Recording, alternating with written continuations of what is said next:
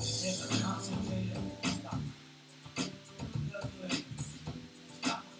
Especially because when these are opposites, been waiting for us for so long.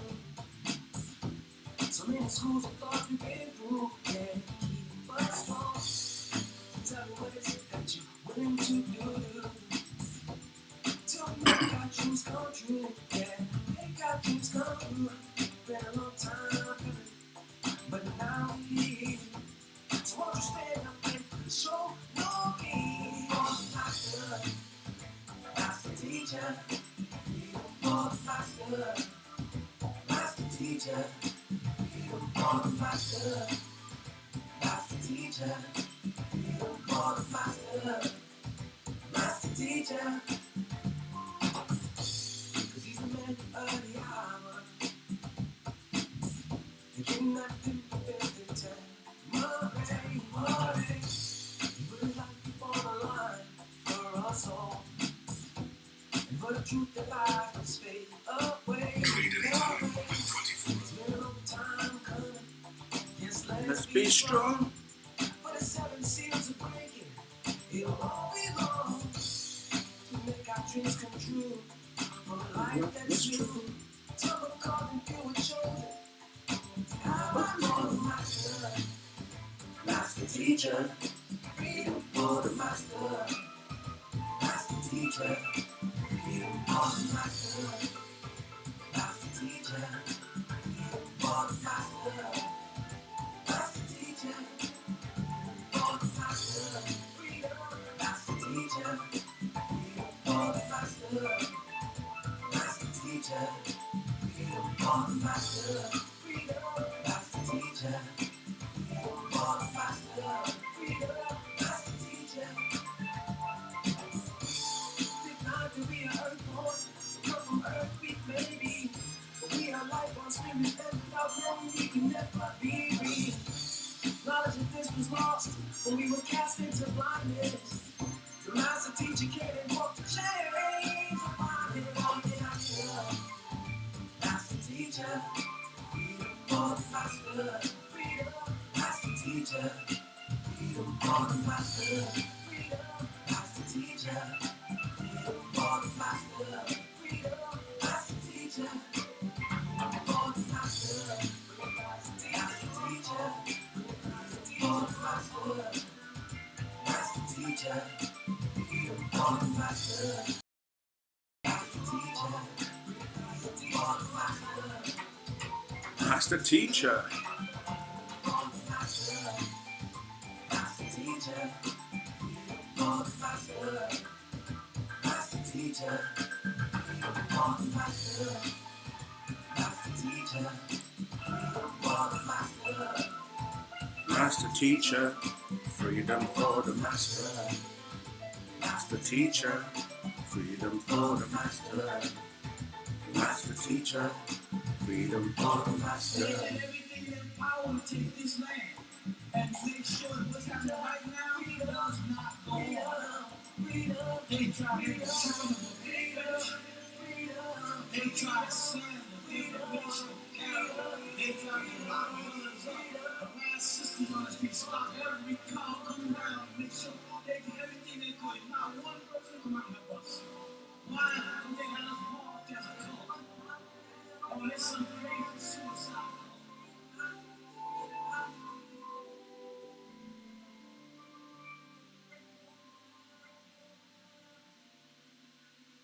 Rahubat Moisa. Kaya atir ankum panen zamut Moisa. Rahubat Moisa.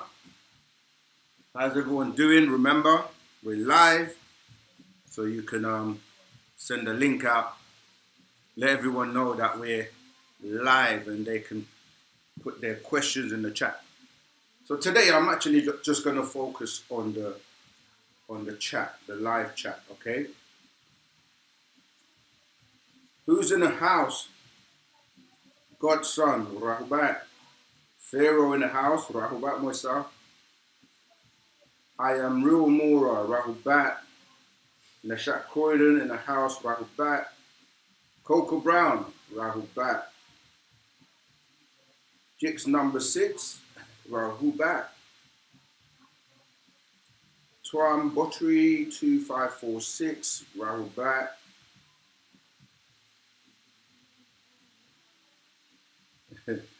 Twam, you don't even say Rahubat, we just straight into the questions. Let's welcome everyone first and share the link, let everyone know we're live. Gina, Rahubat 9013. Rita, M442, Rahubat. Fakhet Ra, Rahubat. Peace and blessings to everyone. Ashok. Remember to let us know where you're chiming in from. Yeah? What ends are you? Are you in the UK? Are you in Cambodia? Are you in the States? Caribbean? Where are you? Let us know. Yeah, Anuki Sahen. Yeah, I am. Good. What is ether? What is ether? We're gonna go into it, don't worry, we're gonna answer your questions. Just letting everyone get their coffees. Well, we don't drink coffee, but you know, teas, herbal teas, coffee, decaffeinated coffee, if you do that. But yeah, let's just settle, let everyone get comfortable. This setup is much clearer and louder than before, much better. Wow, that's okay, that's good. Thanks for the feedback. Yeah, you know, we always changing and trying new things just to make sure that we give you the best value. Honestly, I don't know. Can you hear the music in the background? I turned it down low, but you know, our theme track, "Freedom for the Master Teacher" by Love and Unity, is playing in the background. I hope it's not too loud. Let me know in the chat if it's too loud. I can turn it down a bit more, but if it's not, you know, I like to have that vibes in the background because it's all about freedom for the Master Teacher. Thanks, Coco Brown, for the feedback. Queens, New York in the house. That's Jones Shemuth 955. Okay, Rahubat Saken.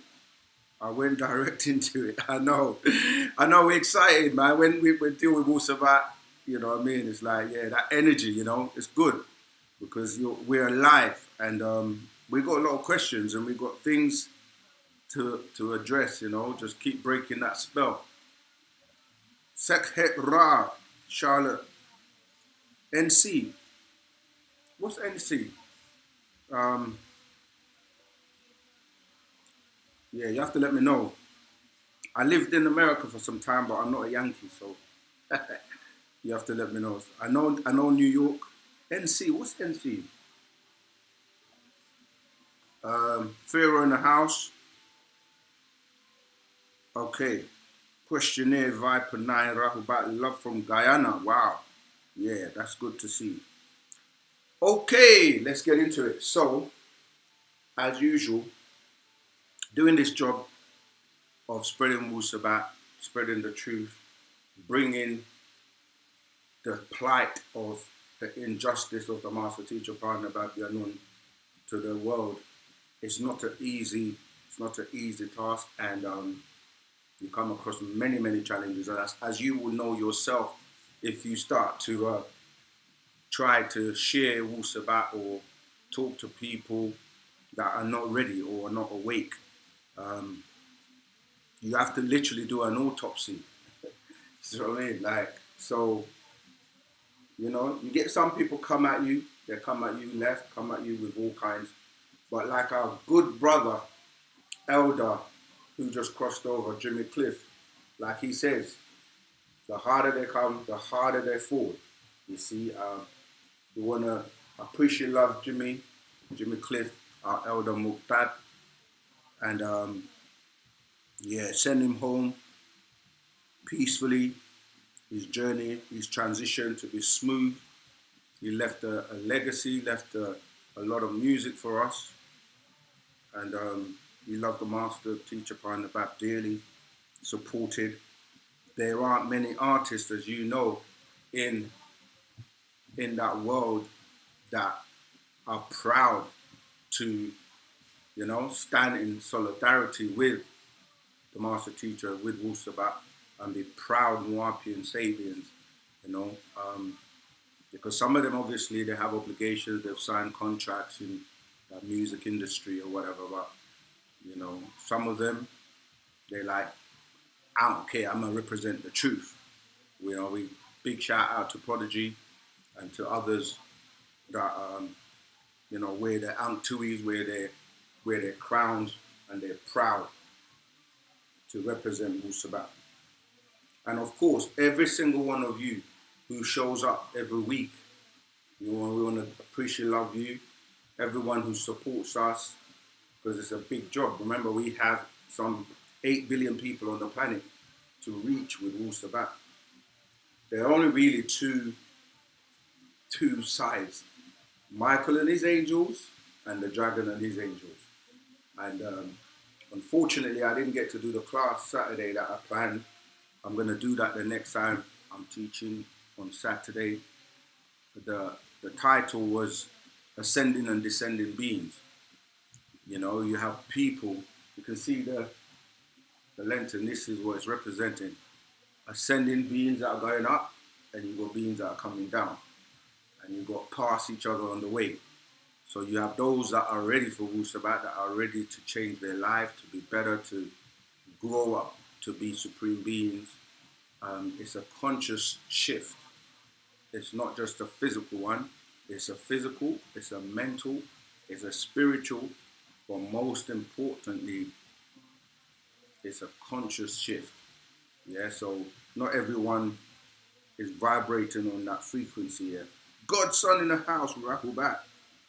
Yeah, with them ones, for real.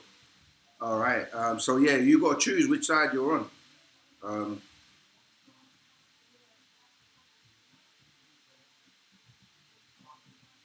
I'm trying to, like, this first question, right?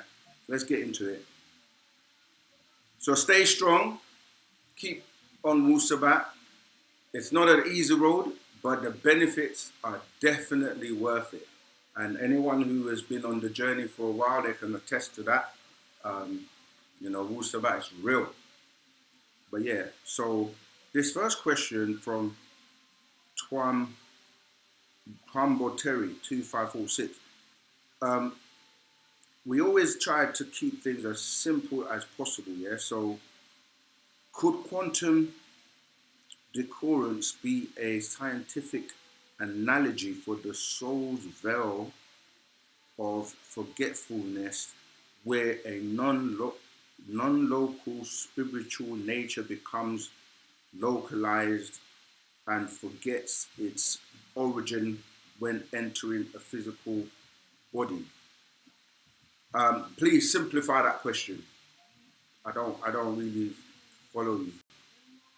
Try see if you can simplify it. Sekhet Ra, wow, much love. You've just given us a nice donation. Freedom Master Teacher Dr. Malachi Z. York, partner Bagiani. Peace and blessings to all those on the path to righteousness. 100%. Thank you.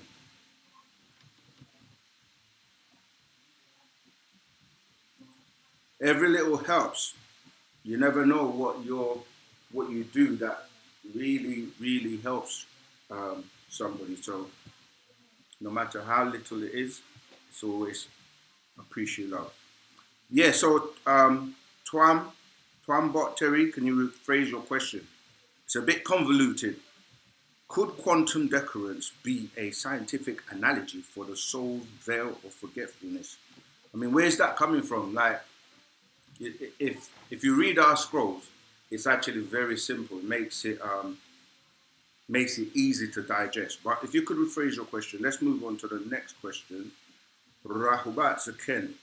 Okay, that's you again. Tahuti Akinreye from Zambia. Okay, Zambia in the house. Pharaoh, the arcs, the Knights Templar have 6 of them. Did Selassie activate one of them to electrocute the Germans and the Italians. It's a legend. Do you know it to be factual? No, I don't know it to be factual, but I know many people were trying to find it, and there were many fakes as well.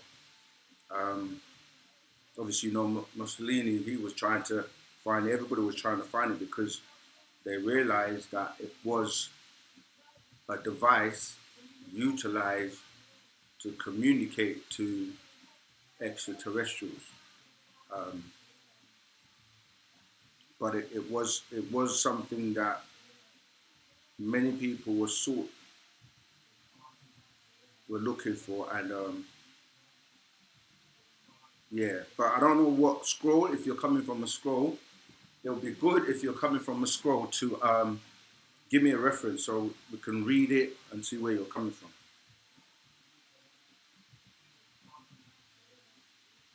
Virgin Islands 7326. Rahubat. Ashok. I hope you guys are studying the language because you know we've launched the language course online. You can study in your own time, anywhere in the world. You know, pause it, stop. There are videos, quizzes, so much. You get tested on the language so that by the time you go through the entire course, you should be able to speak Miss Batia and Nawapik fluently in 6 months. But of course, it depends on how much work you put in. But you get all the pronunciations, you can do a word search in English or in Miss Batia, phrases. I mean, it's so interactive. You can leave comments, take notes as you're doing the course, as you're going along. There are updates. It's continuously being upgraded and updated and developed. So, you know, you can always be up to date. All the tools are in one place for you to utilize to learn the language. We've had a language for a long time, and now no one really has an excuse. No one has an excuse. None of us. I'm going through it myself. We're all going through it, so we all need to learn Miss Batia. Okay, next question. Oh, Virgin Island, you're bringing beautiful music to my ears. Rahubat Moisa, much ashuk and peace and unity. Dr. Malachi ZK York is on the way. That's right. Definitely on the way. For those who have got... See, this is a thing as well, right? As you develop in Wu-Sabat, all the things we talk about that the master teacher teaches us in terms of our higher senses and our abilities, you actually start to see these working within yourself. Your telepathy, your intuition, your psychometry, your ability to be in tune with nature and knowing things that are just innately within you. You know when someone is, you know, you can listen to their so-called news and find out that you just know that doesn't make sense. And you know when things are happening. So those in tune can feel it, right? He's definitely on the way. Mabdallah Basar, is there any validity to the practice of microcosmic orbit meditation to your teachings? I don't know why you look on these big words today. Microcosmic orbit meditation. Like, of course, meditation, okay, let's break it up. Micro just means small, tiny. Cosmic relates to the cosmos. Orbit is circling, right? Meditation, the word meditation, you can break it down to midi or med or middle. Yeah, so what you're saying is there is a connection between you and the cosmos, right? And yes, so meditation is the ability to tune in and receive and transmit outformation to information, and you're now a part, you become a cosmosan. So you realize you are part of the all, and the all is a part of you. Yeah, because everything vibrates and everything in its tiniest form. Yeah, you're dealing with energy. Yeah, so you yourself have atoms and you're composed of these energies. And in Wu-Sabat, the highest is the most subtle is that nine ether energy, the nine mind, nine sense, nine reasoning. So yes, in your meditation, you're able to be the intercessor, right? So your mind is that device, which is an electromagnetic device, yeah. It's a semiconductor. So you can, if you tune in, that's what meditation helps you to do. To disconnect from the 3D world and tap into the higher dimensions, 9 dimension, if you have the right tools. Number one tool being a soul. If you don't, you can tap into ethers anyway, but there are degrees of ether. So you can tap into the lower ethers, but not the highest or the high ethers where our ancestors, the Panatharu, exist and reside. See, so you're receiving direct communication by way of your mind, your thoughts. You're receiving, and then you're able to, if you can, process what you're receiving to help you. All right, but let's try and make the questions straight and, kiss. Keep it simple, stupid, so anyone can understand and get it. Italy in the house. Music world creates music. Rahubat. Right, let's go to the next question from question near Viper 9. Clearly you can see that the anarchy are not our gods nor our creator. Is that true? Yeah, of course. But the thing is, I don't know if you're referring to the Anunnaki, but they create anarchy. Anyway, the Anakites, you can see how the word relates. Anarchy, Anakites, Anunnaki. When we say not our gods, the word God is a very limiting word, and people get taught that they're given characters like God, Allah, Yahweh from the religious books, and those are the gods that people are referring to. But our creators, our Panatharu, the overseers. All right, yeah. So you are right that those are causing anarchy, and the Anakims, the Anakites, are not our gods, although they've mixed in because they took wives, and some of them even raped and took wives from the seed of not only the Adamites but from the Pataites as well, because Enki went into Africa and took wives in the Anunnaki stories. But you are right, questionnaire Viper 9, you are right, they're not our gods, nor our creator. How much is it important to have a passport for you and your family? How much is it, or how important is it? You said, how much is it important? Okay, very important, because the system you're living in right now, even though people think they're free, look out for the video called Freedom coming out that we recently did. And it's a great question, because we're living in a world where your civil liberties are becoming rare. And even though people say you're free, but you cannot go anywhere you want. Because when you ask people, what is freedom, or what does it mean to be free? People say things like, I want to be able to do what I want, when I want, how I want, without any interference from anyone, right? And the reality is you can't do that.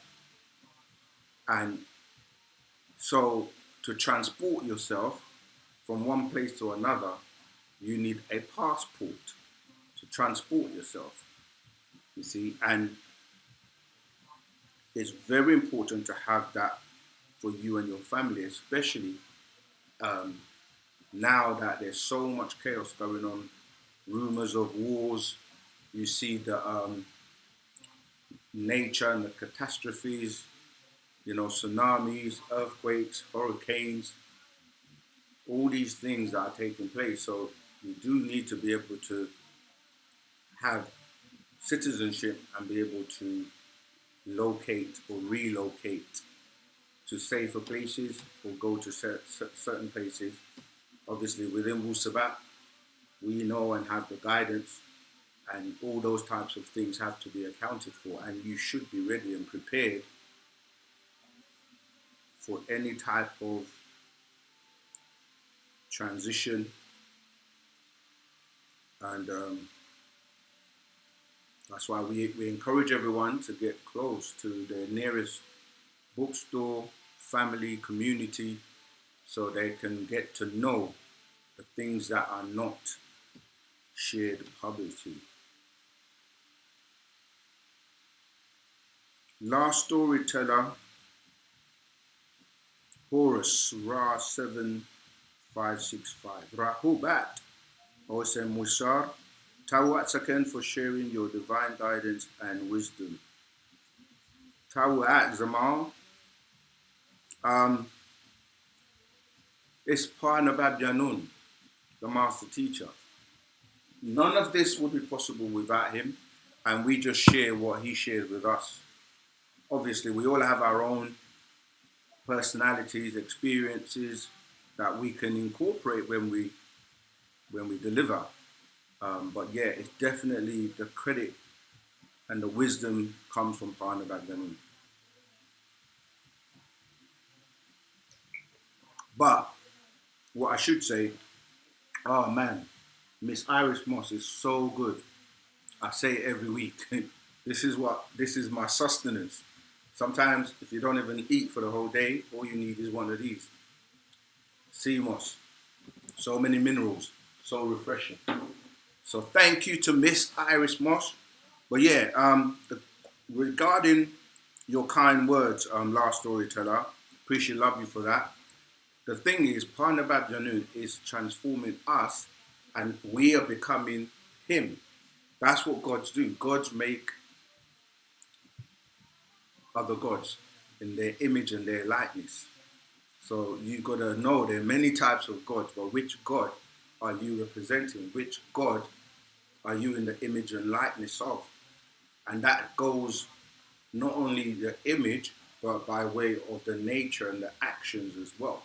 So you see that those that are representing gods of war, gods of chaos, gods that basically are disagreeable, they also act and behave in a disagreeable way and behave like their deities.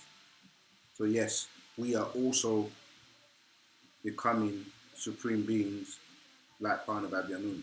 You just got to study, apply what you're studying, and you make it. You'll be all good. Dragon Slayers, all day we are with the Master Teacher. We are his angels, 100%.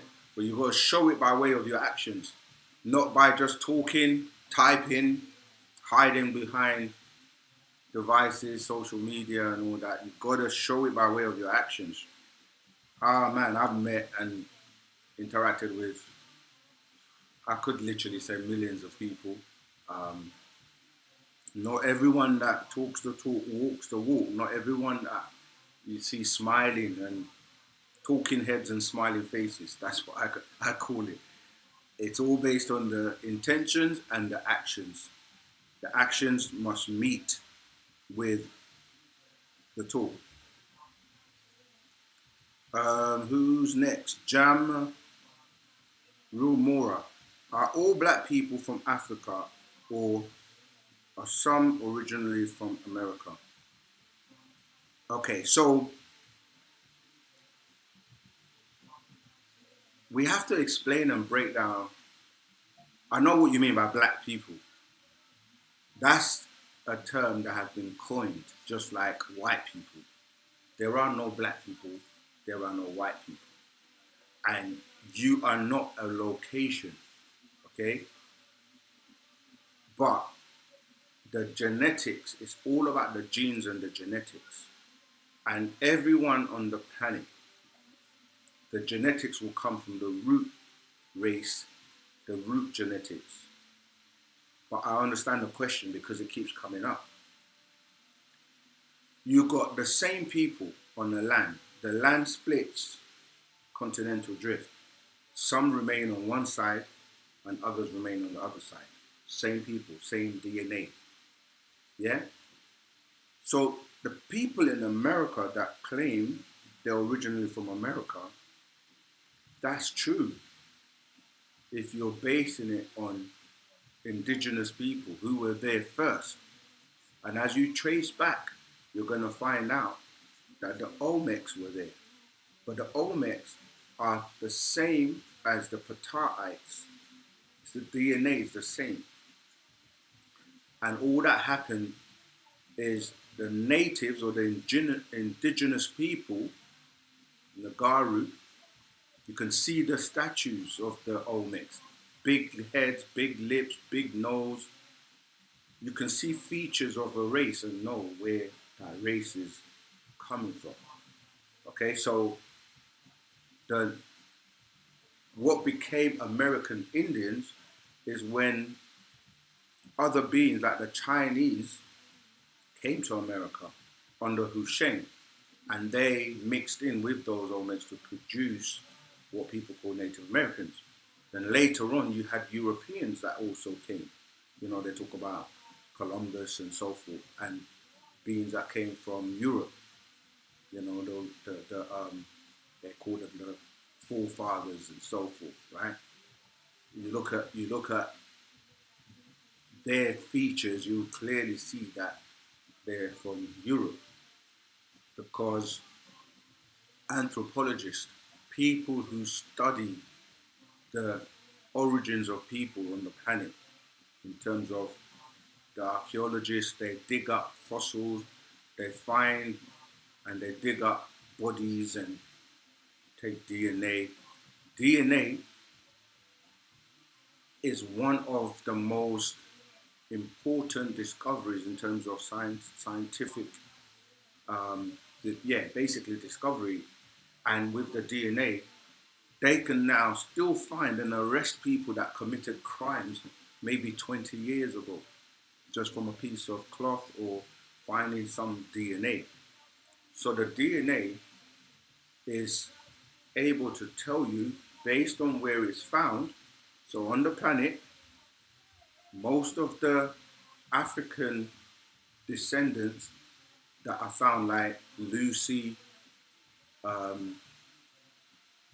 basically they're referred to as the Homo habilis or the Homo naledi. Those are all found in Africa.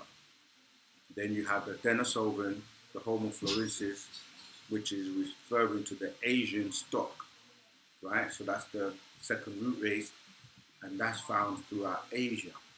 And then you have the Cro-Magnon and the Neanderthal, which is found throughout Europe. So the original Africans are the same people that are the original Americans. Everyone on the planet, really, you could say, if you want to use that term, is from Africa, because even when hybrids were being created, they have to take something that already exists to create a hybrid. It's even like GMO foods or hybrids, they still have to look at the chromosomes and look at the arrangements of, something to replicate it. But they don't have the full naturalness about it. So it's not natural in that sense, because it's made in a laboratory, if you want to look at it that way. You see, so to answer your question, are all black people from Africa? I would say yes, originally based on their DNA. But at the same time, when the continental drift took place, just look at the map, Pangea, some people say, it shows you that you can literally put the map of the world back together like a jigsaw puzzle. And you see that some people literally, they walked over. Yeah, this is how they were referred to. They went to Atla. Yeah, and this is where the word Atlantis came from, or Utla, which they crossed over, and it meant to vacate.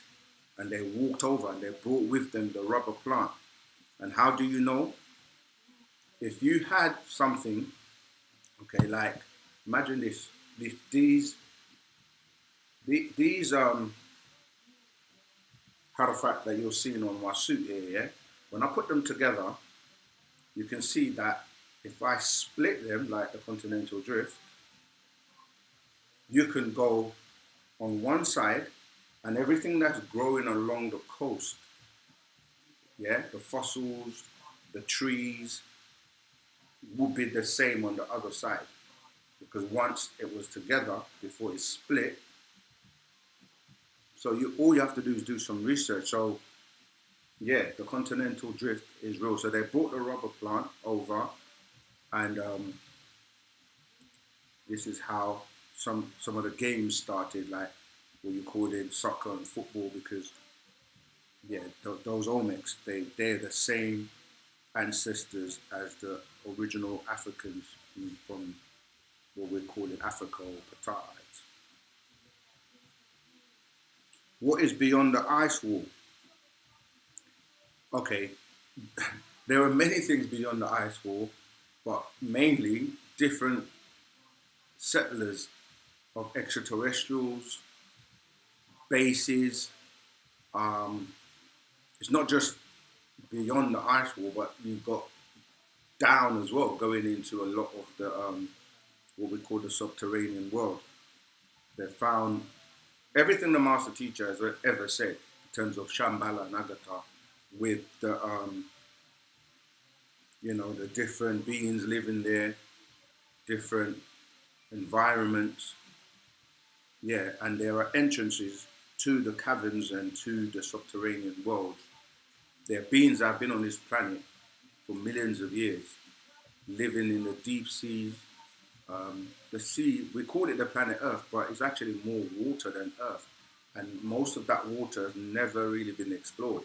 They show you movies where they have like submarines and they can only go down so far because you need certain apparatus to be able to live and breathe. And so yeah, there are many things beyond the ice wall.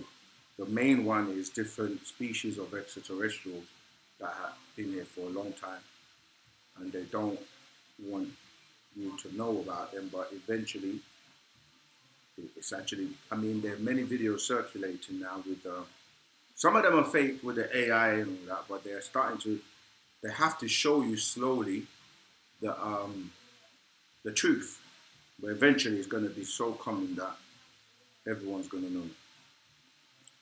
Okay, Twambot Terry again. Twambo Terry.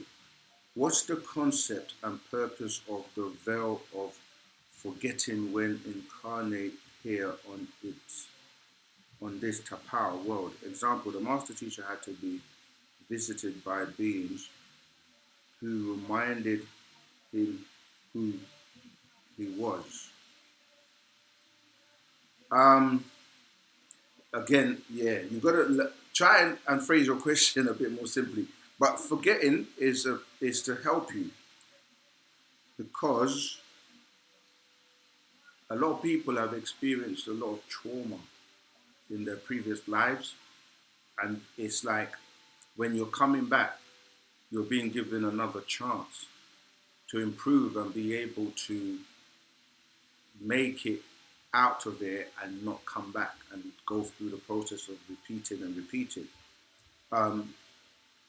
So the master teacher was prepared. Just going back to your question. Example, the master teacher had to be visited by beings who reminded him. I mean, he had to be given instructions, because as a child, it takes a while for you to grow and mature. You have to go through experiences it's almost like in this 3D world, the rules are that you go through a growth process, right? And that's to prepare you. It's almost like a child comes out, is grown. This world is about growing things. Growth is what people call creation, even though it might start off as a minute atom, or like we say sperm. But when you go into the sperm and go into the details of what's inside of it, it's by design. So you come out as a child, you have to learn this environment. So, you can't move, you're dependent on your God, your mother, goddess, to feed you and grow you in her womb until you come out. And then you have to learn how to, because remember, when you come, you're an energy, you're pure energy. And then that energy then gets surrounded by the elements in this environment to take a form, a physical form, because in this realm, locomotion is based on you having a physical form. But that bacteria that surrounds the pure essence of you as a being that's coming here etherically, and you have many layers. Like etherically, you have the spirit, and if you've been seeded properly, you have your soul. But to move around in this world physically, you then have to grow limbs, you have to grow hands and feet, and your lungs and your heart and your brain. And all of these are the physical attributes that you need to be able to move about on this planet. So you don't just put a seed in the ground and then straight away a big tree pops up with fruits. That's not how it works. This is what the illusion or the distortion in the religious world is. They make you think that things are instantaneous, like God just says, let there be light, and there was light, and let there be this and that. That's like magic tricks. It doesn't work like that. Nature doesn't operate like that in this world, in this realm. So it's a process. Some people don't realize that sometimes it tells us in the Man from Planet Risk book that you have to be intravenously fed. It's like a baby. You don't start feeding a baby rice and peas and oxtail and chicken and rice as soon as it comes out. Its system's not developed. It doesn't have teeth to break it down and so forth. So you go from feeding a baby food. It's only when they get to the point where they now are able to eat solids that you start to give them solids, you see. So there is a process, there are rules in nature. And as children of nature, children of Panatharu, or the Natiru, we are part of nature. So the rules that govern how nature works on this realm is why you have to go through the process of going to kindergarten, nursery, then you go to school, primary school, secondary school, higher education, college, university, etc. So he was a child. He had to go through that, even though the being within him, like I said, the soul has no, like, it's eternal. It has no like birth date, and so the soul lives forever. So that part of him, Yanun, was seeded, and Yanun already knew everything. But you're talking about the physical body needs to grow and learn. So I hope I trust that answers your question. But then, yeah, then you start to, as you grow, you start to become wiser. He was speaking and learning even at a very early age, because he was actually, selected by the forces of nature by design. Even yourself, you've got to be reminded of who you are, because you've lived many lives. the master teacher partner Babylon teaches us that on average most people have reincarnated about 9,000 times, and it's chances for you to perfect yourself, yeah, so that you can make it and move on to the next realms of existence and experience that as you are experiencing this lower physical realm we call the material world. All right. Okay, let's go on to Mabdel Basir. It is a, okay, Taoist practice about circulating your life force energy to, yeah, all these other people, whether it's whatever teacher, they get their concepts from Wu-Sabat, because Wu-Sabat being the oldest, the first, and Nagaru or Negroid, 9 ether beings first, and you will then find similar teachings in other races, you know, like Hinduism, Buddhism, etc. But they can only take you to 7, maybe 8 ether, not 9 ether.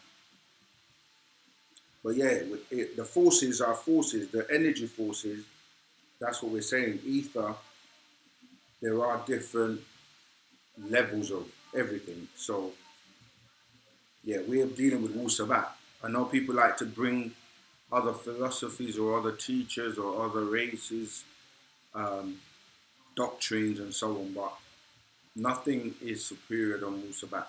So you're better off learning Wu-Sabat, then you see how all the others tie in. And that's the same with language, with basically everything. But it's just that there was a concentrated effort to make us forget who we are and our true roots and our way of life, our culture. But yet when you start to look and go back to the ancients, even if you just want to go to what they call Egypt today and deal with the pyramids and deal with the knowledge that they had, is superior to anything else. And it's just that we're now in that cycle where we are being basically being woken up from the sleep that we've been under for 6,000 years and suffering from amnesia. And the master teacher had to come and say, wake up. And he's been designed and chosen by the forces of nature to do that, because he renews our story every 24,000 years. And that's what's happening now. So everyone on the planet is going to evolve more on a higher conscious level if they want to. If they don't and they want to continue listening to 6 ether doctrines, 6 ether forces, 6 ether gods and beings that have dumbed them down, and that's their choice, what they put into their body, because as you learn, the more you learn, it's all about putting it into action and into practice so that you can elevate. Okay, Pharaoh, sorry Zamal, not a scroll. I've seen some of them. Arcs with my own eyes, there are many. We have 6 of them, some in the Grand Canyon, some in the national parks. Okay. And the one in Ethiopia, yeah. Is that still referring to the Ark of the Covenant? Yeah. But yeah, there are a lot of fakes, but the real one was kept sacred and passed down, and it's in a safe place. Zanur, Shiva taught that humans must free themselves from the physical nature and desire. Will our extraterrestrial Negroid family help to put our mind in this state if we can't achieve it by ourselves?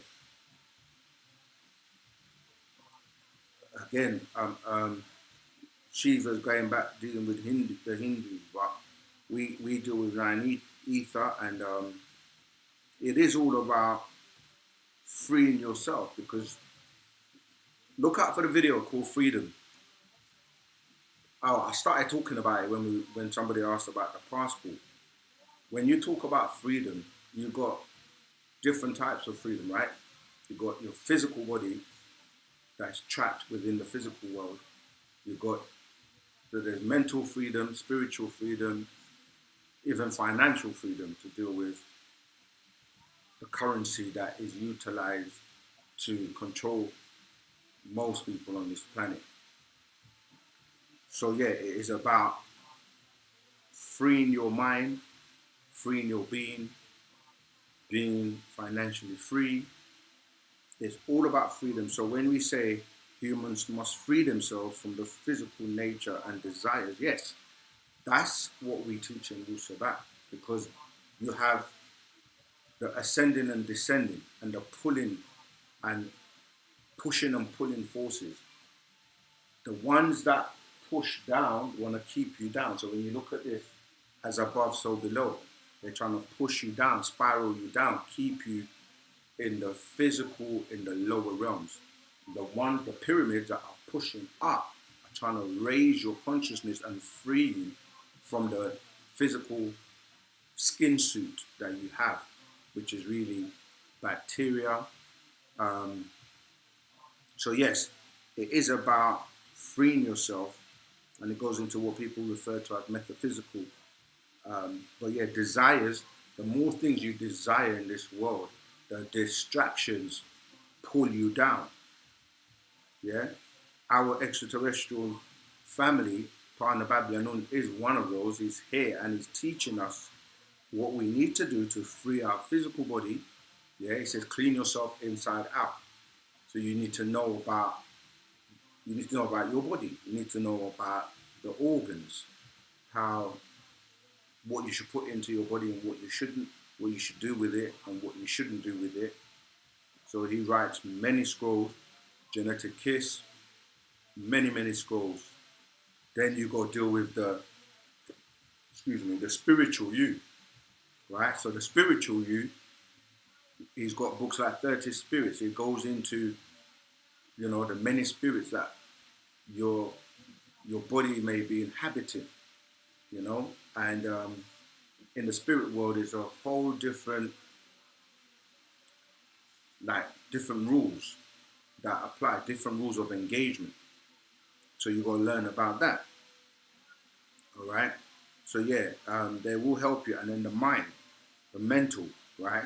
Remember, he's a incarnation of the being Tahuti, and Tahuti has those 9 doctrines, and the most prolific one is the doctrine of mental. So yes, you hear mind over matter, because remember, matter. When we say matter, there are different densities of matter. The more the lower the vibration is, the more dense things are. So when we say matter, you have to remember that we're coming from density, right, which is dealing with high vibration. As you go up, as you move faster, as you're dealing with higher consciousness. So those that their mind is on a higher consciousness or higher vibration, they move, they think faster. Their brain soup in terms of how the synapses in their brain is working to receive that information by way of ethers, electricity. That's why I keep emphasizing that you have to recognize you're an electromagnetic semiconductor, right? So yes, the more you're able to tap into the higher ethers, the more you're able to tap into the beings that reside in those higher realms, the nine levels. So when we say matter, you're coming from density to matter, and in that matter, you have, like I said, different forms of matter that come all the way down to the most solid thing in the physical realm. So you've got density, matter, then from that, you're going to go to atoms. Yeah, this is why they told you about atoms, yeah? H1 for, the periodic table, H1, H2, helium, and so on and so forth. Carbon, you start coming down in terms of from the noble gases, you come down to things that are more solid. Okay, then from those atoms, we form in cells. Your body is composed of 24,000 cells. No, it's like 24 trillion cells. Okay, and the cells form what you call organs. So it's a very intricate and highly intelligent design. These cells form your organs, and each organ has a purpose. Your lung, your liver, your heart, your brain. Each one you can study for a lifetime. That's how intricate and intelligent our ancestors are. So anyway, those cells form organs. The organs then become what you call your body, right? Your skin is an organ. So you have to recognize how intelligent our ancestors are to design us in the way that they have. There's no robot, no AI right now, nothing that is able to be like we are. That's the level in terms of the design that our ancestors have, put into creating us. Um, that's part of natural nature. Then, of course, you've got people that will create a robot, which is trying to replicate or be like a human, and it doesn't have a soul. It can't move. It's not in tune with nature. They're still trying to crack it. You see, so it's about recognizing the different parts, your different parts, and tuning in. Okay, let's keep going. I want to get through a lot of questions. I'm only focusing on the chat today. So if you have a question, put it in the chat. All right.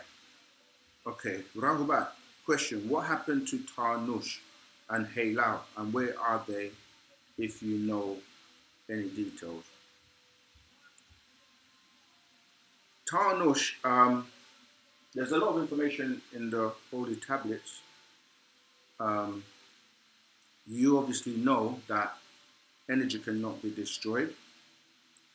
So it can be trapped, it can be converted, and these beings were able to, like we are, able to personify and take on physical form. But I wouldn't be able to tell you exactly right now where Tarnush and Halal are, and where they are, if you know any details. So that's a great question. It's a challenging question, which I'm going to try and find the answer for, if there is any answer for it. I haven't heard any updates of where they are. We do know that Nana, for example, he takes on physical form, and he's been down to the planet many times. It comes and goes. There may be in another star system, but I'm only going to be guessing if I said that. So what I will do, I'll see if we can get that question answered, unless there's another student teacher in the house or anyone who may have some information on that. But great question. I'm going to look into it further. That's from Keyfile Bina 6445. Right, where were we?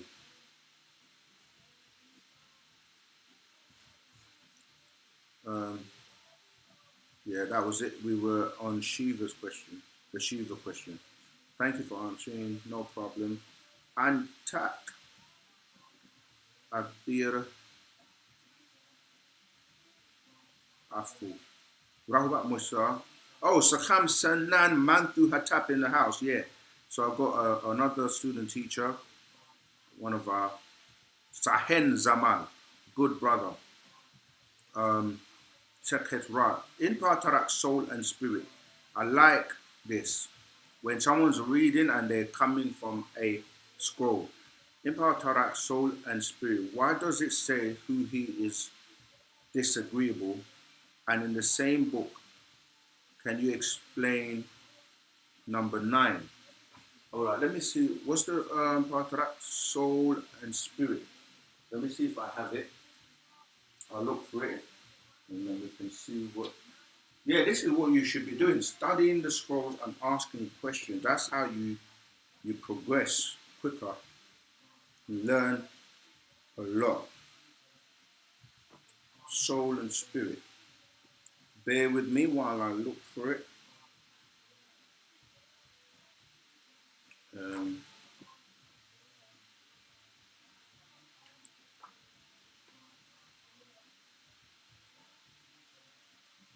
Because sometimes the answer is actually in the scroll, a little bit before, a little bit further, or it might just be a miscomprehension of what's being said. And we read it together, we kind of decipher it and come to the answer together.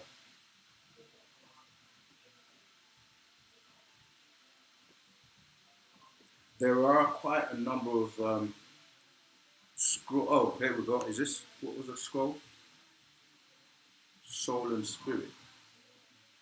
Is it soul, soul, spirit, spirit? Because you're saying soul and spirit, and that's not. Is it soul, soul, spirit? If you would like to, oh, another one. Soul. It's not soul, soul, spirit, spirit you're referring to, is it? If it is, soul and spirit. Soul, soul, yeah, okay, I found it. Thank you. Tawat, thanks. Okay, let's have a look. So the question is,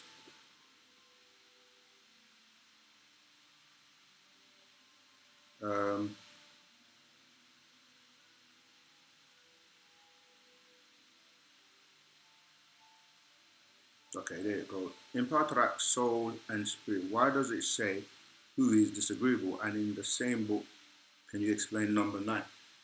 Where does it say that is disagreeable? You have to give me the, do you have the page? Saves me a bit of time. All right, is it on page 3? All right, it says, so they come in all races, yet serve the Canaanite in actions and deeds, the original fallen ones, the Moloch, cherubim, Huhi. Oh, is that what you mean? Yeah. All right, that's context. I'm going to explain that for you. I just want to make sure the question is, yeah, you did say, yeah, Huhi. All right. It's not saying that Huhi is disagreeable. What it's saying, because if you look at the ones before, Moloch, right, that deals with, when you say Moloch, you're saying the Malaika, or you're dealing with beings that we would say are,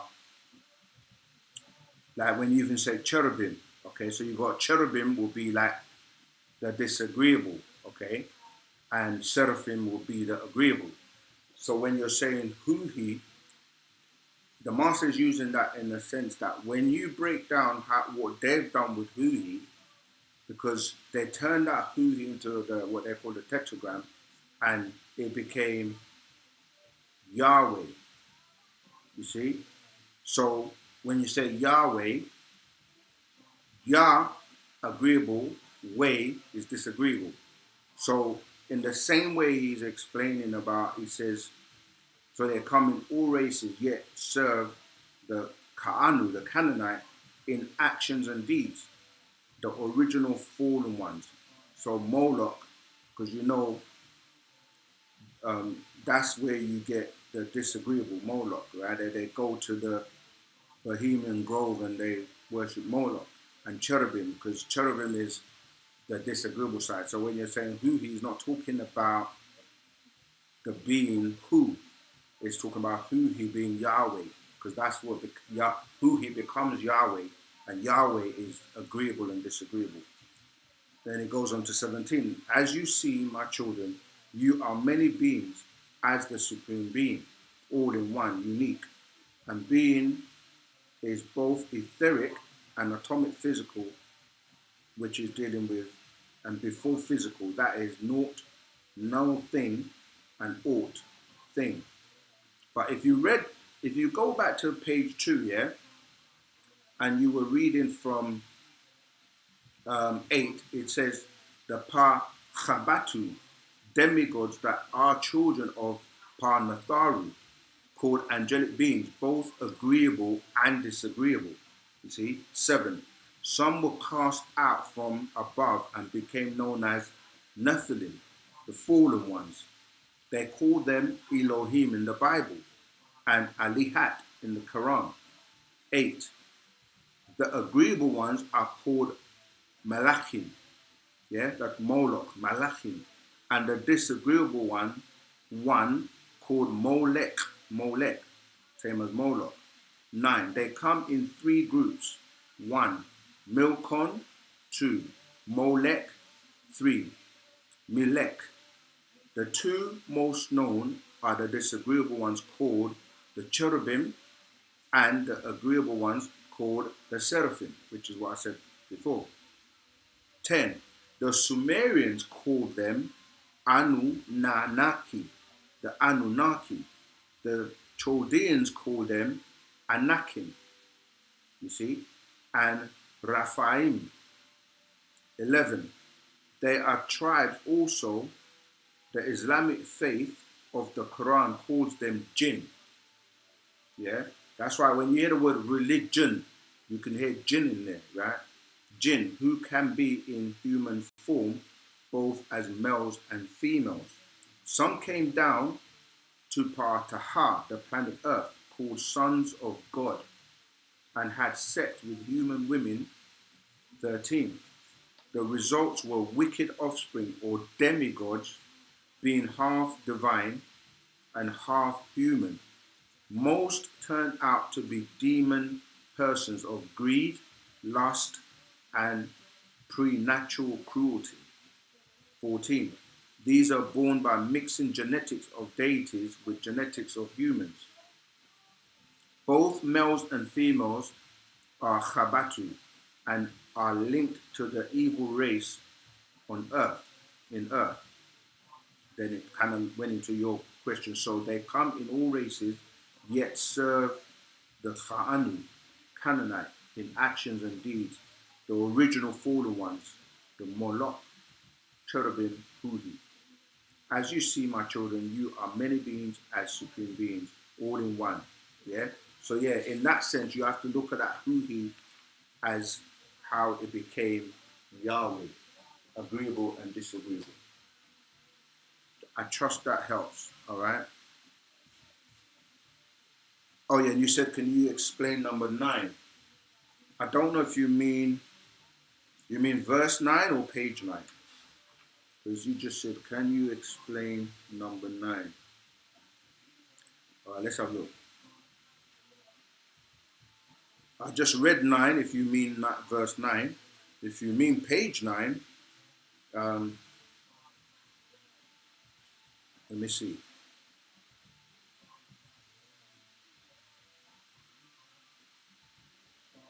Yeah, let me just check if you're clarifying that, because 16, Molech, who he disagreeable. Number 16. I think that's what I just explained. Yeah, that's what I just explained. So you must have posted that before. Okay. All right. Let's keep going.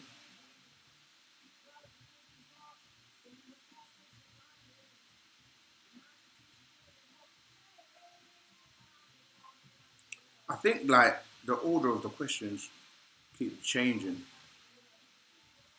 Okay, let's go to Shaydale 93. Rahabat Suken, I've noticed that in Wu-Sabat teachings, the new year is observed in April. Could you explain why April is considered the start of the year and what significance? No, our new year is, excuse me, it's not April, it's June. Or where are you coming from? Is there a scroll? Is it a calendar? Our new year is June. It begins on June the 26th. What's the next part of that? Where did you get New Year's observed in April from? Let me know. That's Shado 93. Explain why April is considered the start of the year and what significance it holds. No, in Wu-Sabat, the start of the year for us is June. It's not April. June the 26th. And it's the Master's birthday, for one. And it's dealing with obviously sunshine. It's a summer month. It deals with the energy. But yeah, I don't know where you got April from, but it's June 26th. Um, Shadell 93 again. I always felt like it was as it's spring, nature awakens again, then not in the dawn of winter. Yeah, there were only really two seasons, um, what we call hot and cold or summer and winter. But the transition from one to the other was introduced later on, where you got autumn and, or you guys may call it fall and then spring. But yeah, so two natures really, agreeable, disagreeable, sun people, moon cycle, sun cycle, golden cycle, silver cycle. Yeah, it got changed later on. But yeah, summertime, or we're sun people, so that's when we come to our we wake up. It's like when you look at the nature, you see that the flowers come back out and everything starts to blossom. Wintertime, everyone hibernates and it's all cold and the leaves fall off the tree. But it's a cycle. Nature has a cycle. Like the planet has to be cooled on one side and the other side is facing the sun. It's all by design, by intelligent design, to keep things in cycle and flowing with nature. um,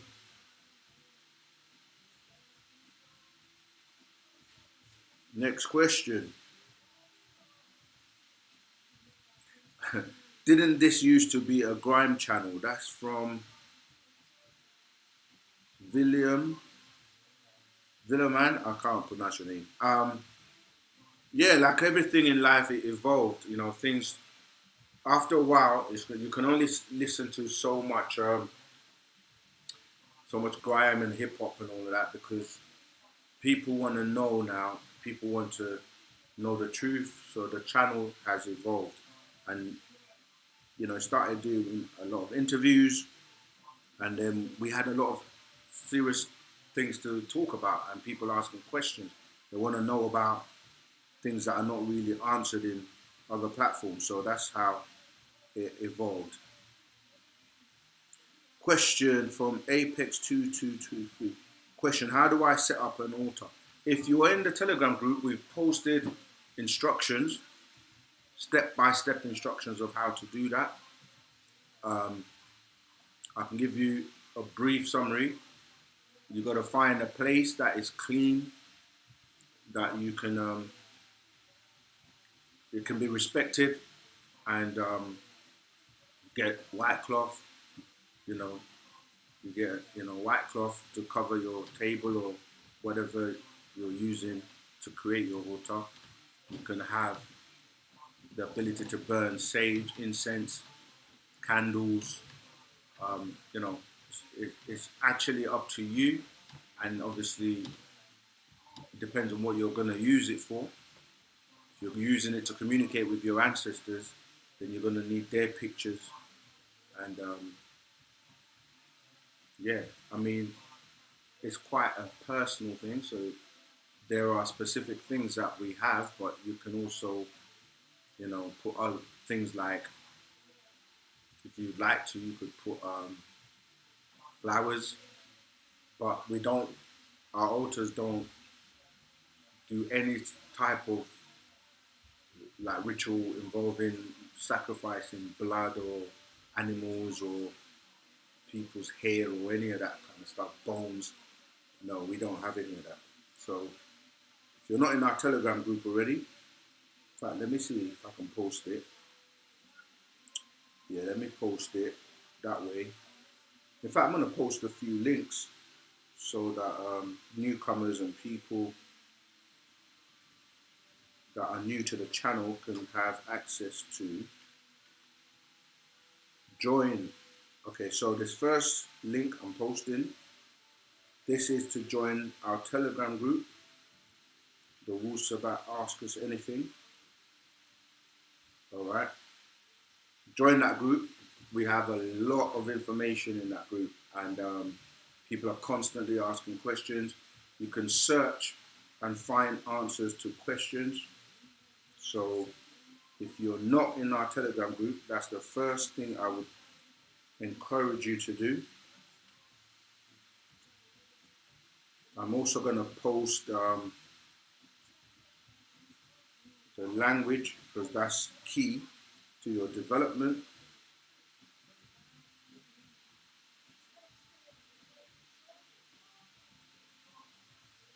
And then we get back to the questions.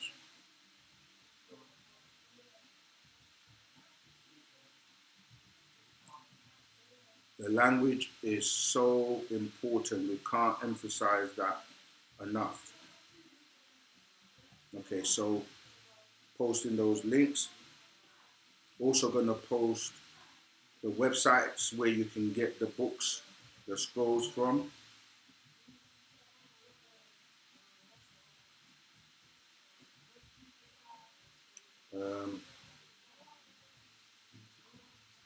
Coming, be strong. It won't be long. Okay, so all our official websites, I'm gonna post links for.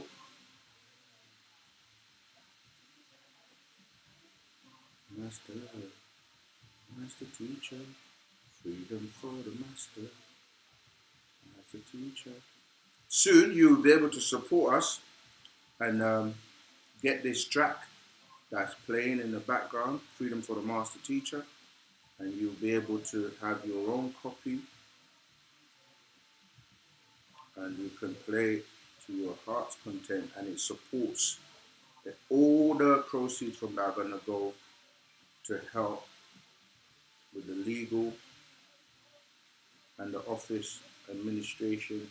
All right, so we've taken a little interlude for me to post these links. The links are essential. So that's the official UnitedSabiansWorldwide.com website and the Chat.co website. The link to the course. That course link actually looks a bit dodgy, but also the Telegram Wu-Sabat, OSM Wu-Sabat Ask Us Anything. All right, cool. Right, let's get back to the questions. Who's next?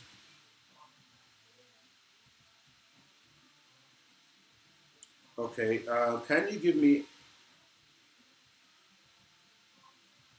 in the sacred wisdom of Tahuti? Oh yeah, so I hope that Apex 2223, that helped you in terms of how to set up your altar.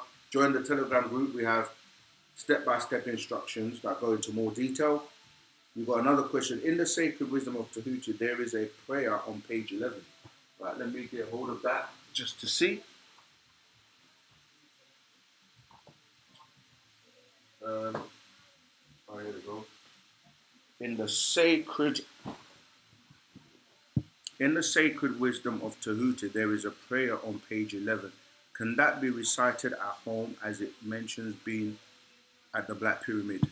Okay, let's have a look. Page 11.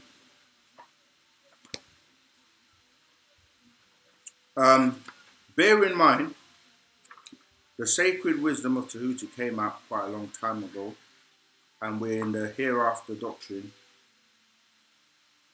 Yeah, I see. Is it the one that says Nuk Ama'ur? Right, so, and the script, this is the hieroglyphic script. Okay, so what I was saying is everything has been updated because we're now in the hereafter doctrine. So the language, the tones are different. You can still use this, but you see, like, this is why I posted the link for the language. It's so important to use the right tones in the hereafter doctrine. So you say it says Nuk, for example, which is I, yeah? Now it's Nakuk, yeah? And Deek, you're seeing Deek and took. Those words have changed. Deek used to be that. Now it's not that anymore. Hafeth.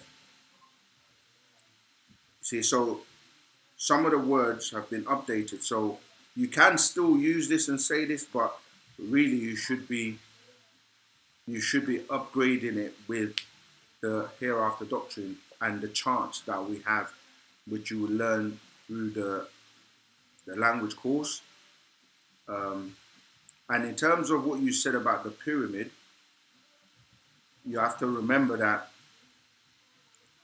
you're mental. And it's like people that say, oh, I didn't get the chance to go to Tamaray and perform the Mugaraj, right? Mentally, you can go anywhere and you can be anywhere and you can actually visualize yourself at the pyramid and you can travel. So we're not limited by just physical places and physical locations. So remember that you can still do it. You can still do the Mugaraj in your mind. The Mugaraj in your mind. You can literally walk the labyrinth and focus. All right, hope that helped. Next question. Can you wait? I think I've missed a question.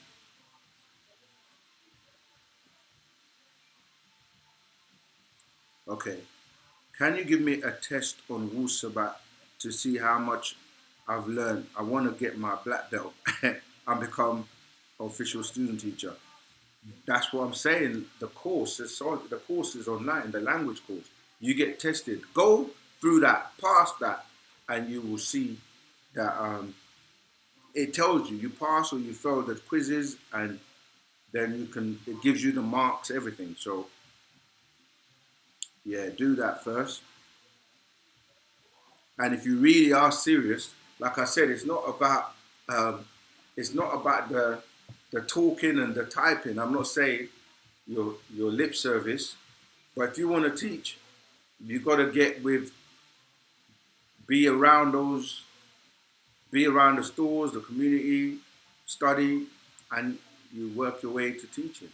Everyone is a teacher, really. We're all supposed to be spreading Wu-Sabat to the best of our ability, even with what we've learned, even if it's just one scroll.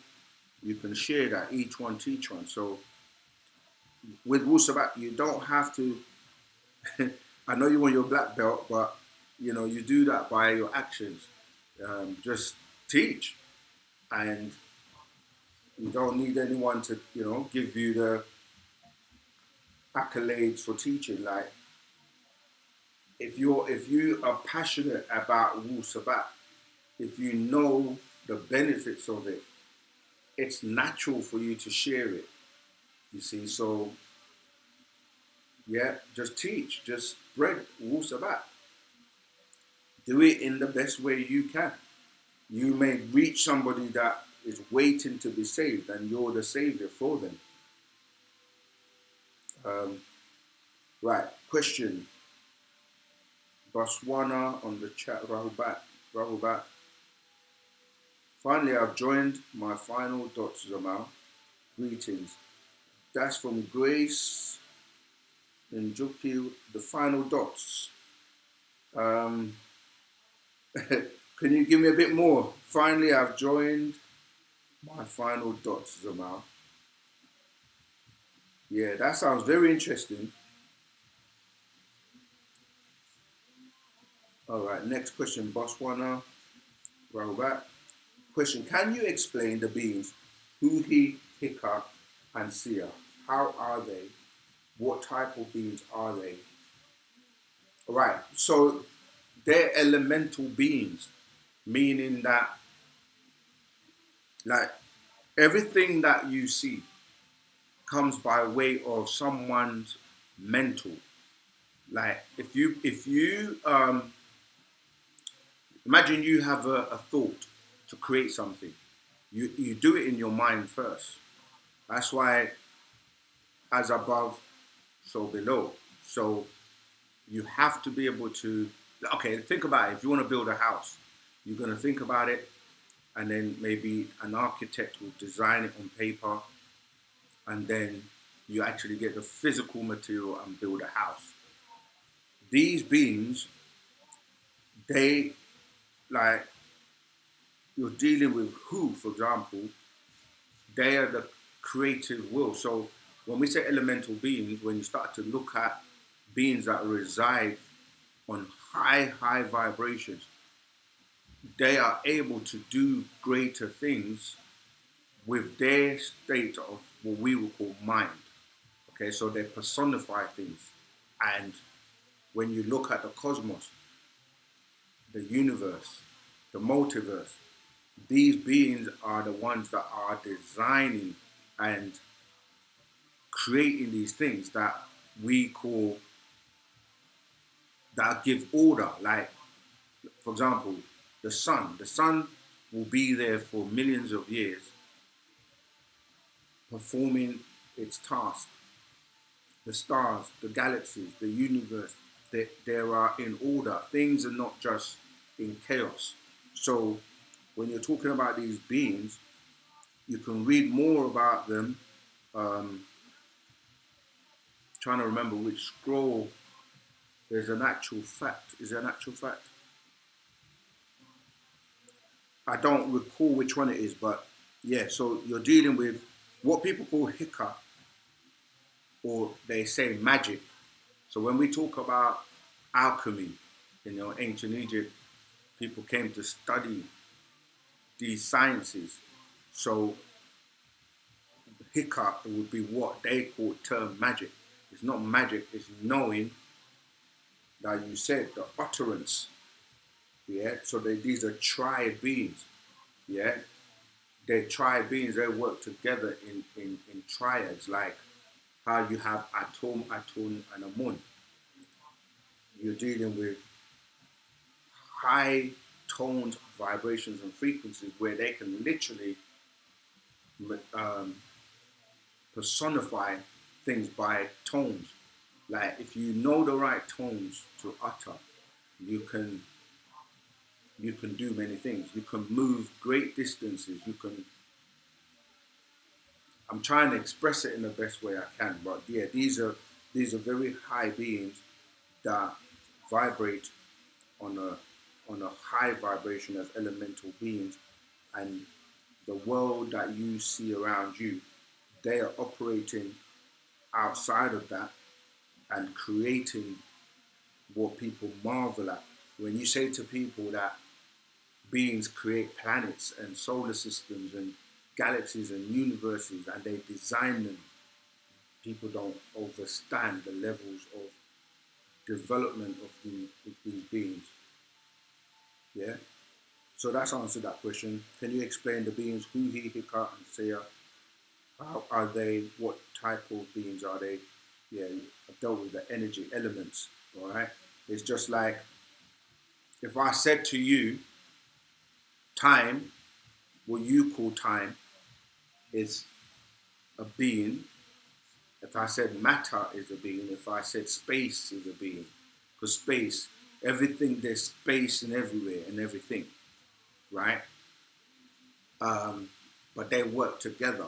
So the three of them, time, or shall I say space, matter, and time, they work together. It's a similar thing when I'm saying Huhi, Hika, and Saye. When you look at our chants, we chant these tones. Yaye, yaye, you know what I mean? We say Saye, you can hear it. Remember also Sia, the tones have changed. So all that is in the language course as well. So you learn all of that.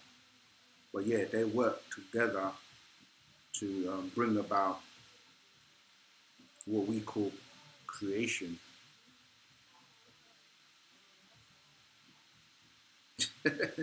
Pharaoh, you're funny. Please can I get my black belt? I've stopped snow bunnies, KFC and Bud time. Well, you are your own judge. All right, let's keep going. Can you answer these two questions? Why did the Pleiadians want Yakub to create the white race? Did the Pleiadians have a negative reason for wanting Yakub to create them? Yes, they did. Because they want to take control and control the planet, and they wanted food. Yeah, it's all based on their selfish needs. Um, yeah, because they wanted food. That's what they were created for. And it's not really, the term is not the white race. It was the Adamites, the Adamites, and they were grafted by taking what was already in existence. So, can you answer these two questions? Why did the Pleiadians want Yakub to create the white race? Remember, he had a motive. His motive was that he was being teased by the Donakil as well as the Teros, who he was from. It was a very unusual mix because if you look at the structure and the heads of the Donakil, they have very big heads, and you have the Teros that had cone shaped heads. The two basically produced a being that had two brains. They were teasing him. He didn't belong to any of the two sides. So he was like, I'm gonna create a being that's gonna be under my control to utilize to do what I say. I'm gonna rule over them. It's like creating an army. But unfortunately for him, he didn't realize that his brain was being telepathically controlled and influenced by these Pleiadians to help him create this being that he was trying to create, which were the Flugorods, right? So the Flugorods then mixed later on with the beings that the Anunnaki also created to be workers, and they created the Adamites from those beings because they were a replacement, because the Pleiadians didn't want to be eaten anymore because they were being eaten by the Draconians, right? So species of reptilians, the Draconians were eating the Pleiadians, and they just had enough, and they were like, if we give you a substitute, will you stop eating us? But the story goes even further than that, because the formula to do this was from the Natharu. And what happened is that because these beings were rampant on the planet, they wanted to wipe them out.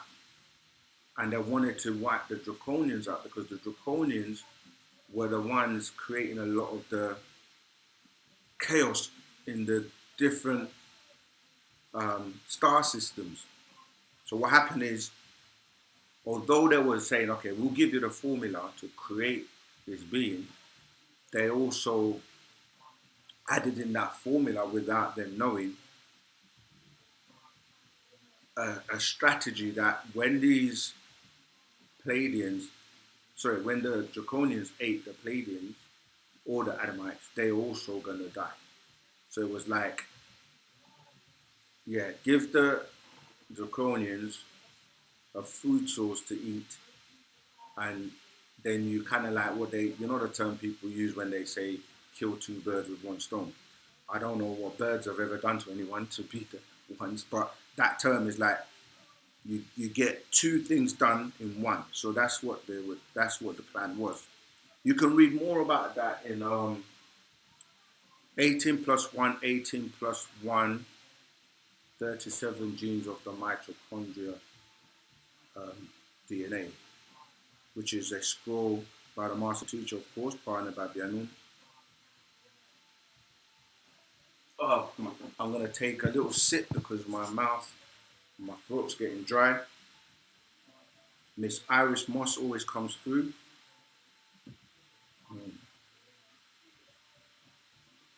Unfortunately, you can only get this at the store in the shop. So We don't. Well, we're not. We'll look into if there's a way we can get it um, online too.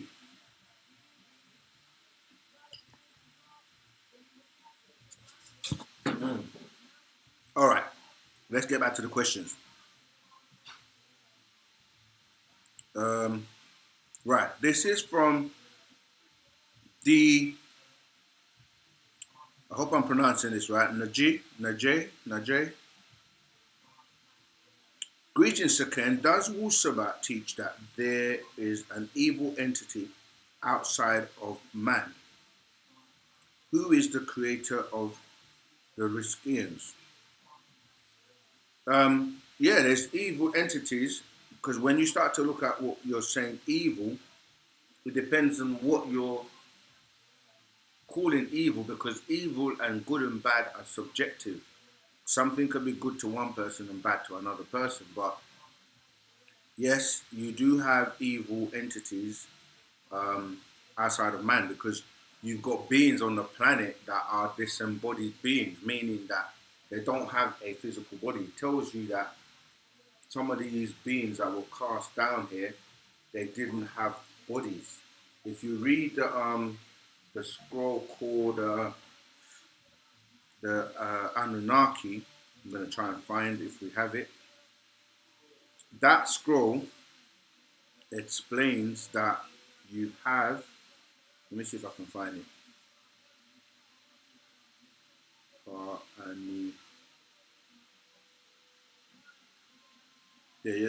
Part Anunnaki and the biblical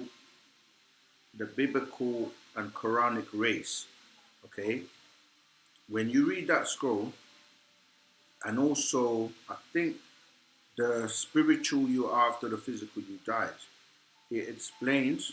So I'm posting the link to that scroll I just mentioned. It explains that there are beings that are not physical, like spirit beings. If you watch a movie Fallen with Denzel Washington, they show you a good visual of this. So yes, there are many beings that are on the planet that are outside man that are disagreeable. So when we say evil, trying to find a question. Yeah.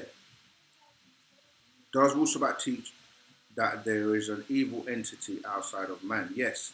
And who is the creator of the Riskians? Riskians, when you say Riskians, you're talking about beings that reside on the planet called Risk. Riskian is like saying earthlings, because there's a planet Earth and the beings on it are earthlings. But then when you start to drill down into earthlings, okay, there are many types of races on Earth. Then you have like the root race, which we call the Negroid. You have the Asian race, the Mongoloid, and you have the Caucasian race, okay, which then drills down. But then you also have mixtures between these three root races to create all types of hybrids. So when you say who created the Riskians are beings like we are. So we are their children, as in the actual beings we call overseers, and they're Etherians really, because they're made of pure energy that we refer to as ether. So they're known as Etherians. But they have the ability to personify and take on flesh, human body, and to travel and go up and down the different realms. You see, so they have children just like we do. We are them, but we're just on a lower level in terms of our physical composition. But our etheric part is from them, and we have parents that are Etherians, and we're tied to them by way of we have something called an etheric cord.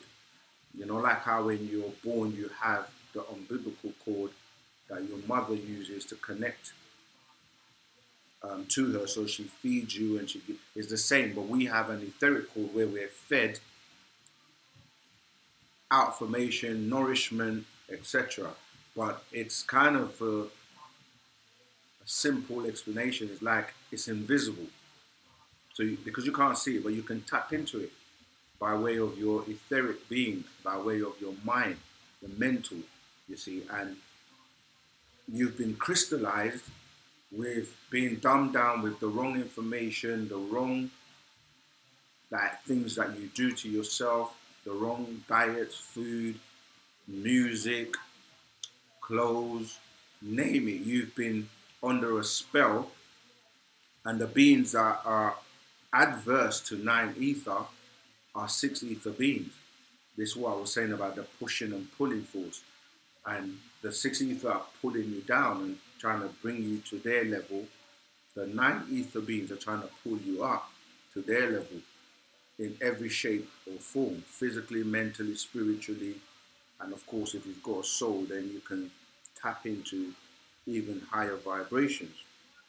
You see, so when we look at creation, we always try to base it on what we know, like because of the realm we're in and the rules that we are governed by. So creation is really growth, taking something that already exists to come up with something else. Whereas in different realms, the material are different. You follow me? So if you're not in a physical body, the rules that apply to how you move, how you procreate, how you reproduce, etc., are going to be different to how you do it in this physical realm. You see, so yeah, there are parents that vibrate and live on higher dimensions and planes. All right, that's for you, D. Let's move on. When it comes to the books that your stores have, I've been watching Dragon Ball Z lately and was curious if was there any truth to the Dragon Ball Z show. A lot of these shows and information that is regurgitated and repurposed and repackaged all come from the source, the truth. You see, so um, it's like for example, you watch a movie. Trying to think of a movie. Okay, let's say the Matrix, and it's explaining to you things that we teach in our doctrine. So these people, they say they're inspired or they receive this knowledge or information and they write it down. And movies are mainly made from books that have been published. You see, so it's like the person making the movie is going to read the book and try to interpret what the images and the things that they're picking up from reading the book, but visually, you see. So many movies, cartoons, and all types of media are taken from truth, but some of them get distorted to give you a narrative that someone wants to present. So, and you always get the two forces, right? There's always a good guy and there's a bad guy, or the villain, the hero, or you get a good, people that want to do the good things. The superheroes always trying to save the world and save everyone from the opposite side. Darth Vader and what's his name with the Force. So they basically telling you agreeable and disagreeable and trying their best to explain what we teach in Wu-Sabat. Saket Ra, question answered. Oh, thank you. You're welcome, very welcome. Grace Njoki, Thank you, Dr. Sken, for always not nourishing our soul. I really love my soul family. Ashuk to you too, Zamal Tat. Ashuk, Ashuk, Ashuk, which means divine love. Okay, let's go on. I will assist Wu-Sabat culture by sharing truth on my Facebook platform, TikTok, Threads, Instagram, and Free Dr. Malachi Zio. Yes, Grace. That's what we want everyone to do, because you never know who you're going to reach. And most importantly, if you can also, because, we're clearing his name of the lies, allegations, falsehoods, and everyone who has a platform, TikTok, Instagram, Facebook, help. Do your part. So yes, I'm very happy to hear that. Ricardo, okay, no question. What about Ricardo? I shook to you too, Zama. Pharaoh, is being dyslexic like I am having extraterrestrial disease within my DNA? Well, dyslexia or being dyslexic, this is to go against. Lexia really deals with the law. Okay, so I know people have different forms of what they call dyslexia, but if you broke down the words, lexia deals with law, yeah? So you're literally saying to go against the law. But the question is, whose laws? You hear the phrase, you can't serve two masters, right? So we serve the master teacher, or I mean, not serve, because there are old people that are going to go, oh, you see, you guys are worshipping and stuff. Well, even if we are, it's better than anything else we've ever had to. But my point is, dyslexia is to go against the law, and that's why in the Bible it says, you can't serve two masters, and it was dealing with Caesar's law against, because remember that was dealing with that the Romans and the Greeks, like which law do you serve, which master do you serve? And so dyslexia is really, if you look at the fact that the disagreeable, the Adamites, they make you do things back to front, because in order to go against agreeable, to go against or to go opposite or more adverse, is to go against. Yeah, so you can't, if you're a divine being trying to do the right thing, you cannot live in the world that's telling you to do things in the opposite direction. So you see that you're taught to write from left to right. But originally we wrote from right to left. You see? You've got two sides of your brain, your logic and your creative. They turn everything back so that if you're doing it, instead of the right brain being most functional in terms of being creative, they're just going to make it illogical, because everything's been turned back to front, So if you start doing that in terms of using dyslexia, if you watch the video called People of the Sun under Elohim, that the master teacher put out many years ago in the 90s, he explains it very, very well. Because if you look at, say, for example, the word God, if you spell it the other way around, it's going to say dog. But there is a spell being implemented in that. So you have to say, who's doing that? So when you're saying God, are you really saying dog? Because who is dog's best friend? They tell you, right? The Adamites say dogs are their best friend. So these are the types of games. What I'm saying that they make evil fair seeming. But we can go on and on with many, many examples.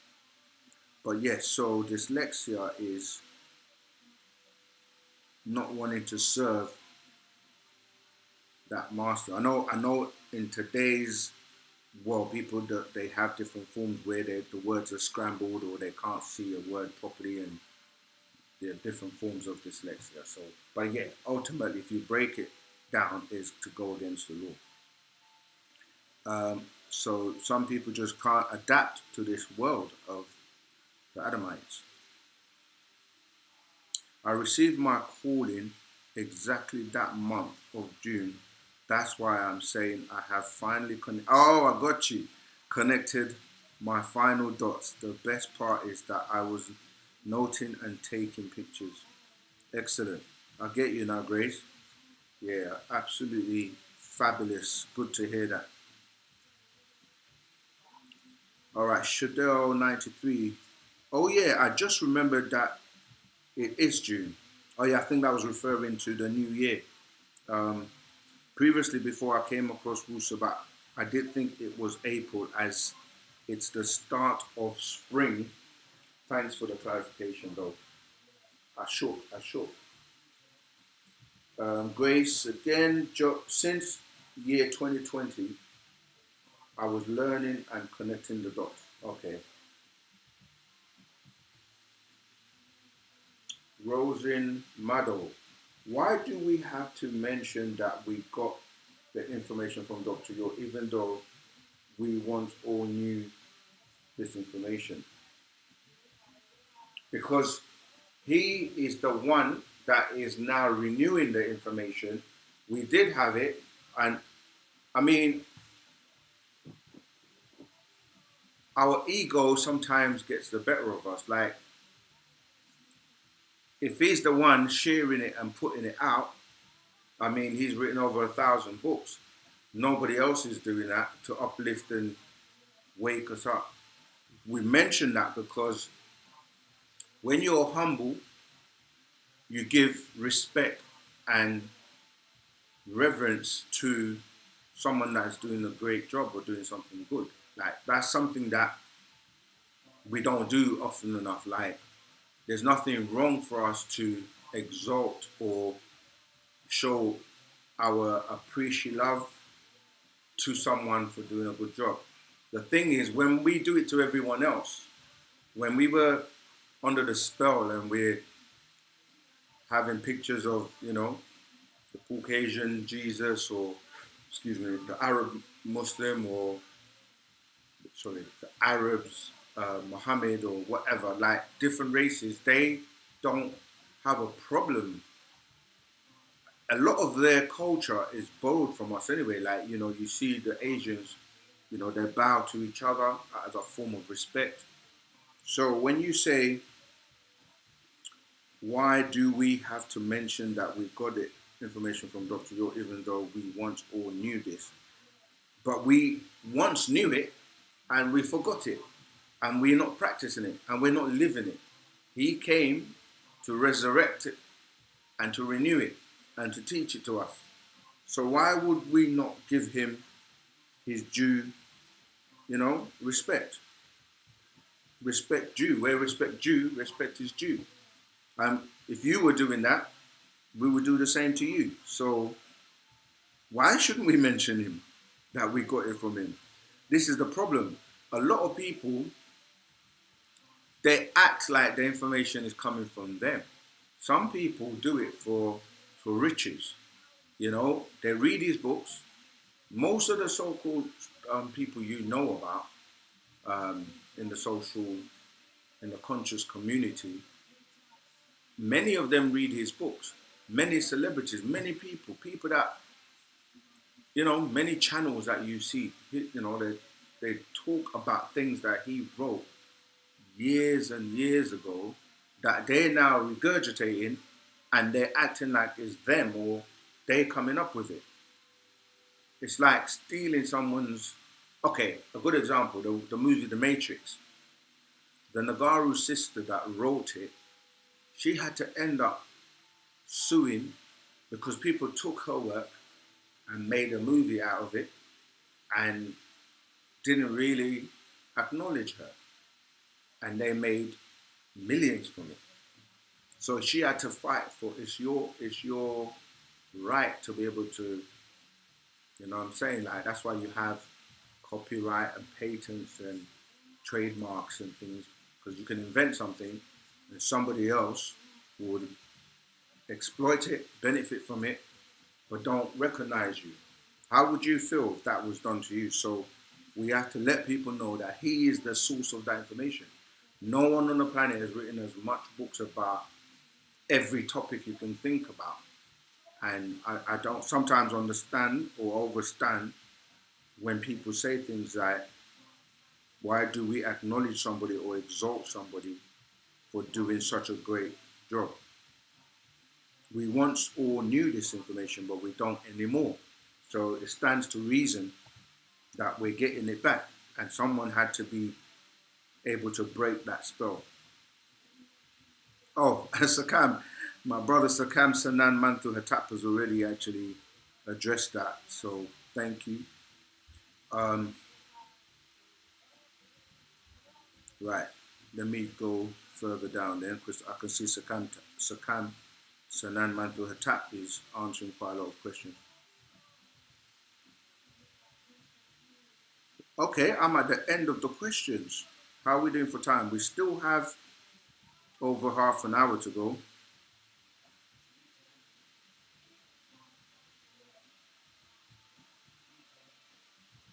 Yep, the movies Terminator is also from the same sister, and she's like 100 years ahead in terms of what she was writing about as well, in terms of the technology and what's going to be, and you see evolving now with the AI and the robots and so forth.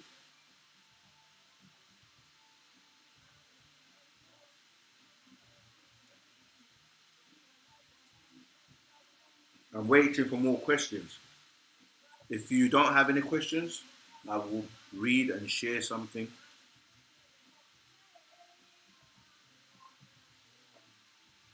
Mm.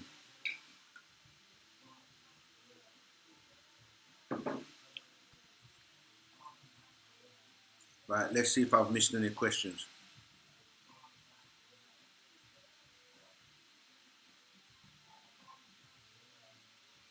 Master teacher, freedom for.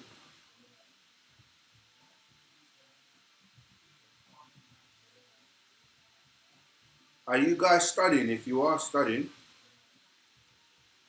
yeah, Pharaoh, you're right. So going against Babylon, as you know, Babylon, Babel, Bible, it's all to do with confusion.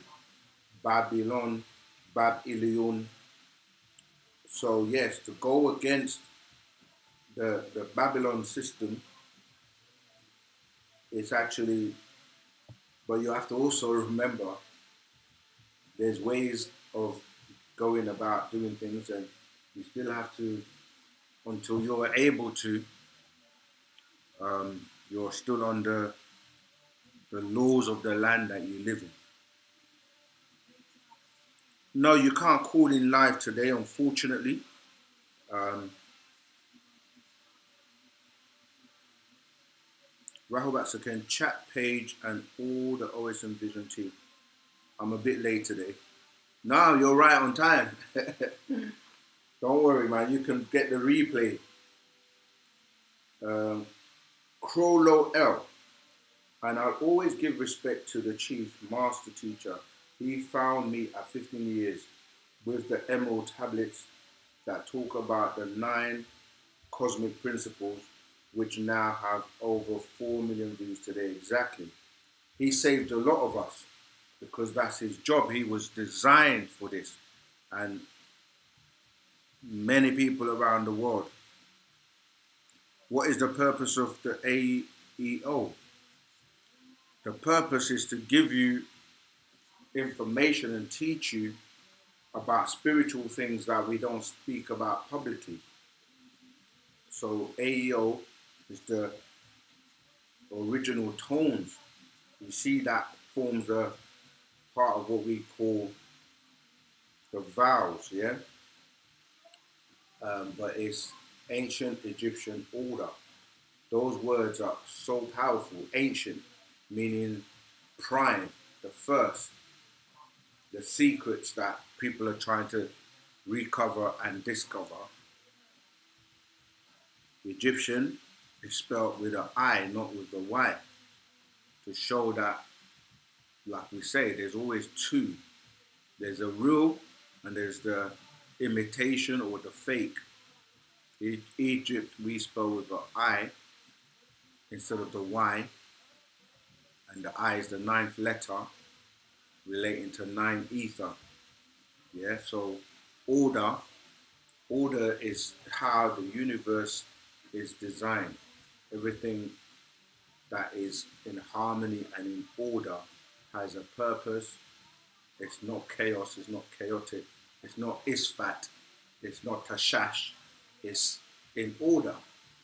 And order is what the ancestors used to bring about tranquility and peace.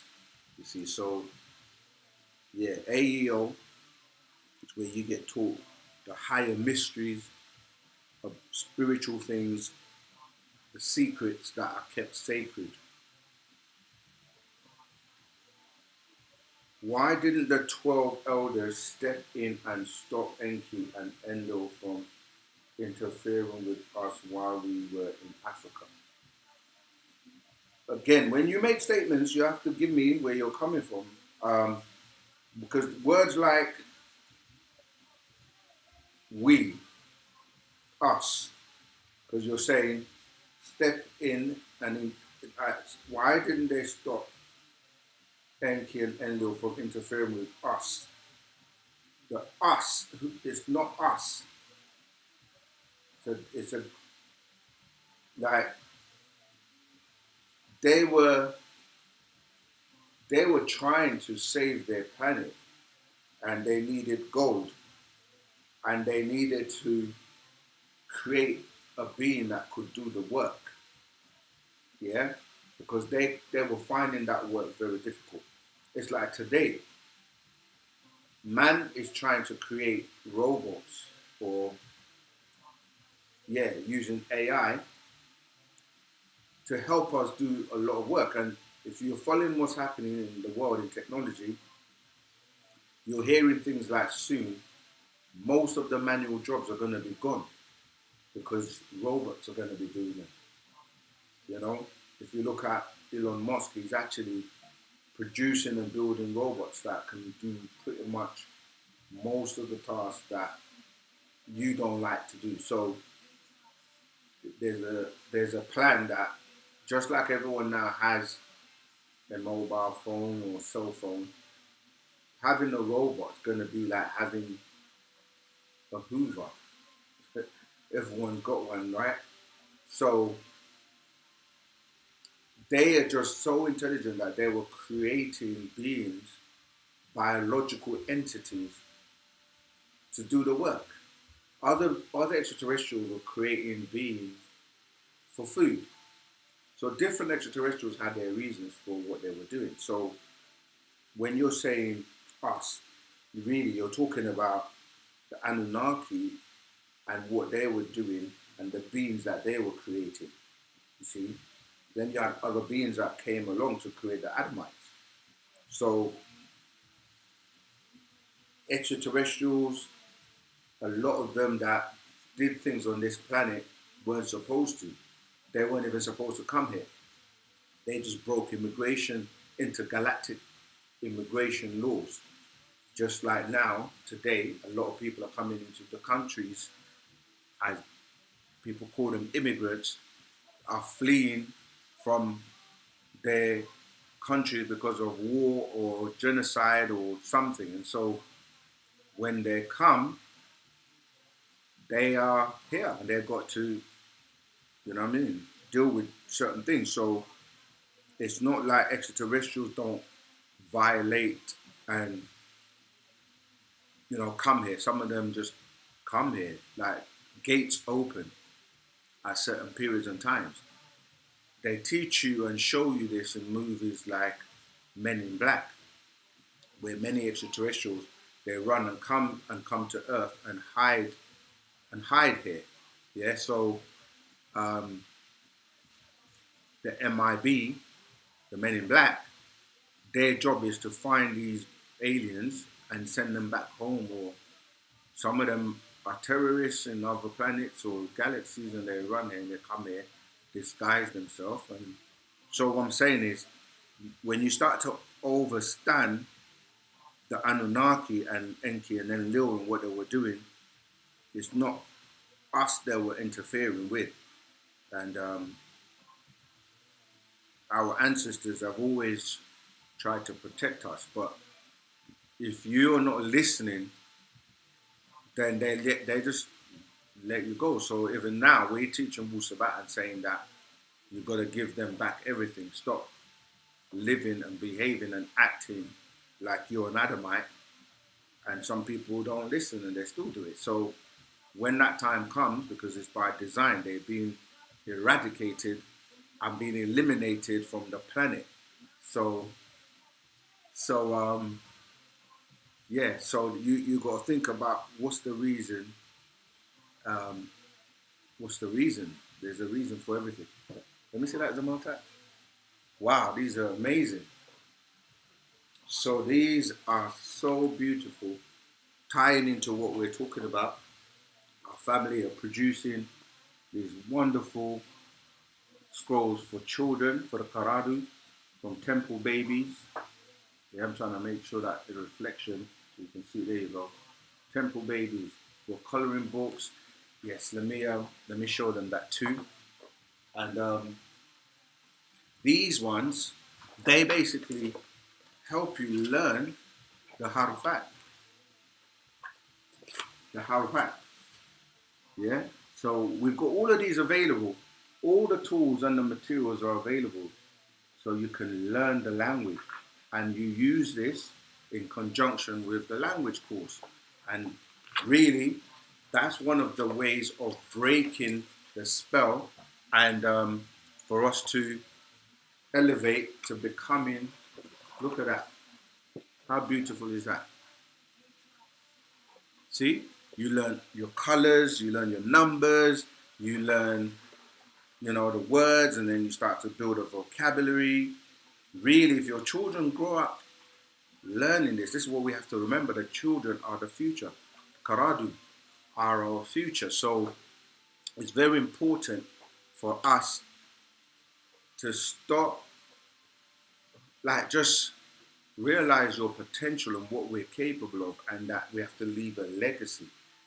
For some of us, we think it's about us, but it's the future generation. So you have to start now, get them ready, and then they grow up with their mind in Wu-Sabat from the beginning, from the get-go, you see. So,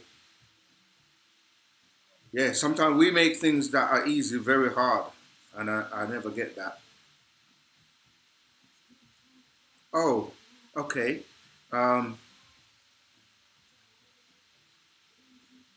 Okay, let me keep going. So, Simon Stern, it was a pleasure meeting you on Wednesday.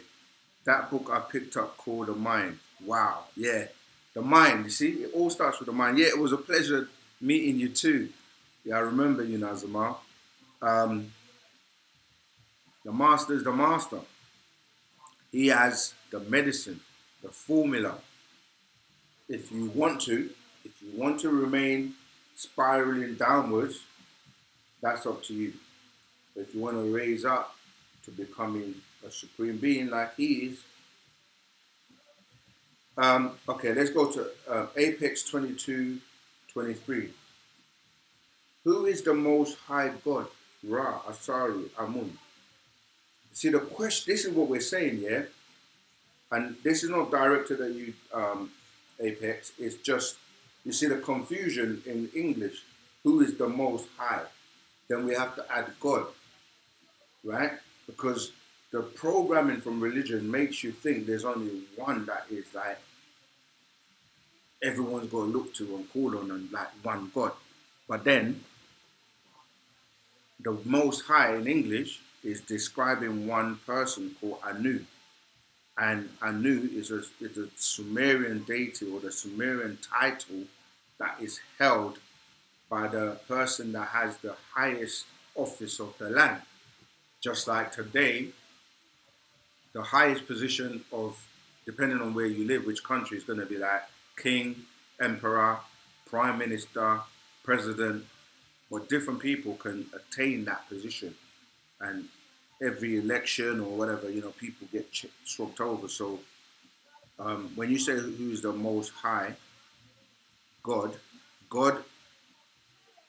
extraterrestrials, Ra in ancient Egypt, that will be who most people were looking to as being in that position of attainment. So, like I just gave you examples. So, the highest being would have been Ra, and Ra was also a representation of what was considered the highest power in terms of the sun. You see, so the sun, without the sun, we, the Melanonite children, sun people, knew that the sun, as you see it in the skies, is really energy. It's a ball of energy, hydrogen and helium constantly converting, burning. But that's a form of energy that comes from another state, and it personifies, even though from Earth, you're looking at it, you're thinking it's like a ball. But it's like when you get, the closer you get to it, it's not a physical ball, it's energy, atomic energy that comes from somewhere else.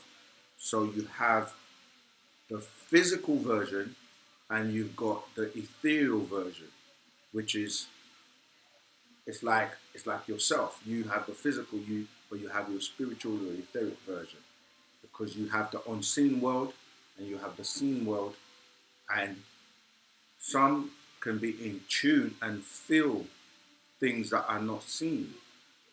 You see, so when we're saying Ra, it was a seat that was held by that pharaoh. So let's say Amun Ra, the people that were in that seat. You see, so you have Atum Ra or Amun Ra, Atun Ra, and we say Re or Reye in the language. You see, so that was a high seat, because you're dealing with that energy that's so powerful. But then we went on to talk about other beings like Hika and Huhi, Hika, and Saye or Sia. You see, those are again higher levels of elemental beings. So depending on where you are, the most high will be the person that is in the highest position. So in Sumeria, that would be Anu. It's like saying the best runner at 100 meters or the fastest runner. Asaru and Amun, these were people, yeah? Asaru is the same being known as Asar. So you had, they're referred to as the royal family. Like, today in England or other countries, you have a royal family. So Asaru, Asar, who's also known as Osiris, yeah, in the Greek, he had a wife, as we know, they say Isis, but we say Aset or Ashtat.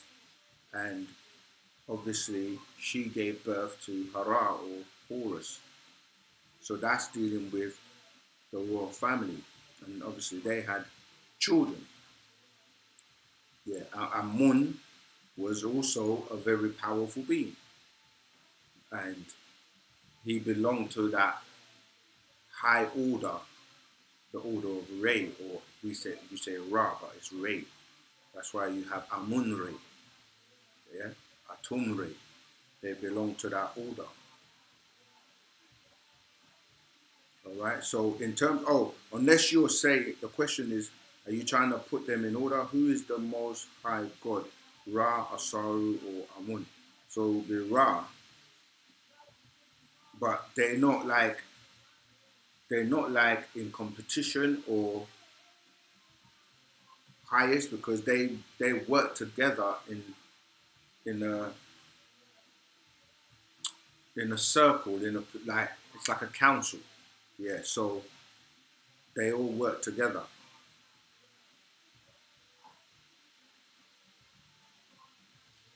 Question from Yes West 2038.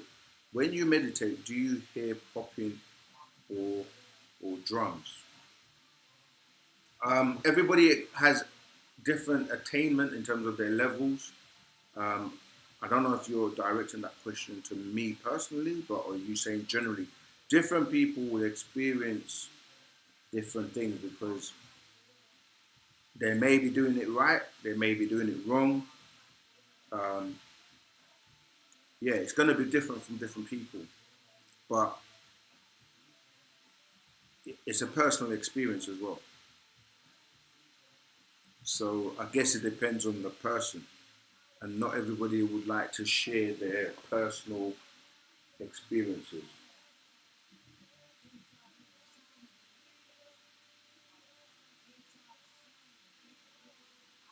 How many Jesus are there? Millions. Jesus. There are millions of Jesus. It's the language. The language is what throws a lot of people off, because when you're saying Jesus, that's a Greek rendition for a title. Names are titles. So Jesus, what does it mean? Where does it come from? Because the J's didn't exist in Hebrew. So you have to break the word, and it's like it'll be a Y. So this is why people say Yeshua as opposed to Jesus. And in Arabic, they're going to say Isa. It means savior. When I said there are many saviors. People try to get locked into the biblical books, the biblical accounts of characters. But even within the book of the Bible, if you really study it, you have three main characters of Jesus. But the name Jesus, or like Isa, it's like how many Peters do you know? How many Johns do you know? So how many Jesuses are there? There are literally millions. But I think you're referring to the biblical account of this person called Jesus, who has not yet been proven to have existed, other than the stories they borrowed from ancient Egypt. I just mentioned Osiris, Isis, and Horus. That Horus, or Hara, or Ha, is the being, those stories are being, what's I say, distorted, remixed, copied over and over and over again into books in different cultures. So yeah, there isn't any evidence apart from hearsay, word of mouth, stories that have been passed on, and there is no evidence. But yet, when you go to Egypt, you can dig up and find people from thousands of years ago, but we can't find any evidence of the characters of the Bible, because they were literally plagiarized from ancient Egyptian stories. All right. I know sometimes the truth can be a little bit hard for some people to digest, but we have to wake you up and break the spell. You said, can you please explain how and why? We've already done a video on it. There's a video on OSM Vision um, called I think Three Jesuses, or just search for it. Let me see if I can find it. No, I can't, because I'm on the. But yeah, just go on OSM Vision and type or search for Jesus. I'm sure you're going to find it. But all right, let me give you, because you did ask, can you explain how and why? So, according to the Bible, this is important because if we didn't have to reference the Bible, we wouldn't be talking about Jesus, right? So I have to say, according to the Bible, you have the son of Mary and his stepfather Joseph, and then his real father Gabriel. Okay, we've actually got on our website the real breakdown from the true story that took place, and you can kind of watch that. But so that person is called or referred to as Yeshua, yeah, because there's no J's, right? So Yeshua, that's the first Jesus, the one that is born of the Virgin Mary, as they say, according to the book, and the angel Gabriel. Go back and read the story. It tells you that Gabriel came and took on the form of a human being. Some of the stories, you get more clarification or information when you read the Quran. You're supposed to read them together because the Abrahamic religions are coming from Abraham, from the Anunnaki, and they kind of like carry on the story because some books are left out of the Bible and some bits are in the Quran, so you have to read both of them. Okay, so that's the first one. Then you have the second one, which was Jesus' son. Yeah, he had a son. His wife was Mary Magdalene. Yeah, and Martha, her sister, but don't want to go too controversial. He had a son, and he's referred to as Bar Jesus. Bar Jesus. The word bar is left untranslated in the Bible because it's a translation, and sometimes certain words are left untranslated because they didn't know, or the people that were doing the translation just left it out. There are many mistakes as well. So bar is son, yeah, like Ibn or Ben when you study languages. So bar Jesus is literally translating son of Jesus. So that's Jesus number two. Then you have the last one, who is known as he's actually the son of Mark Antony and Cleopatra, and he's known as Cleophas in the Bible. Yeah.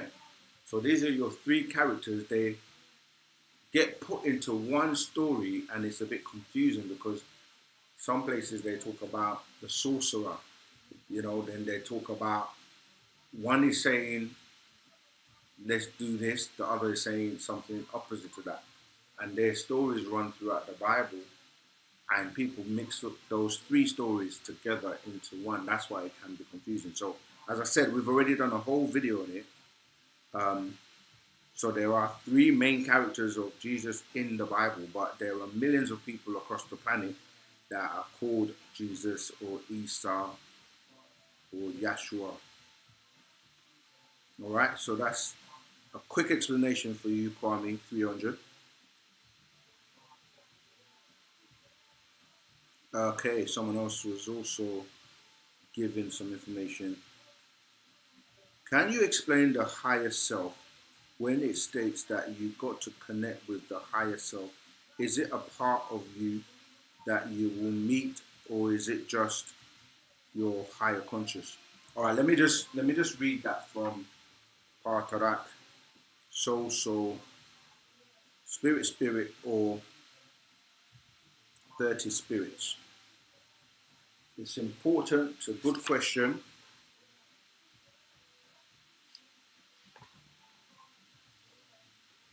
There's the teacher.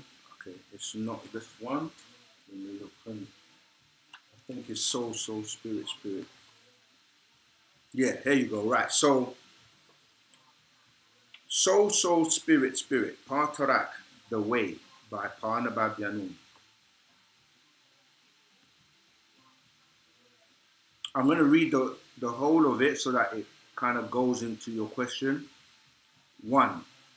Likum, my beloved, Nuwapu, Karadu. Nuwapian children. You asked about the soul and spirit.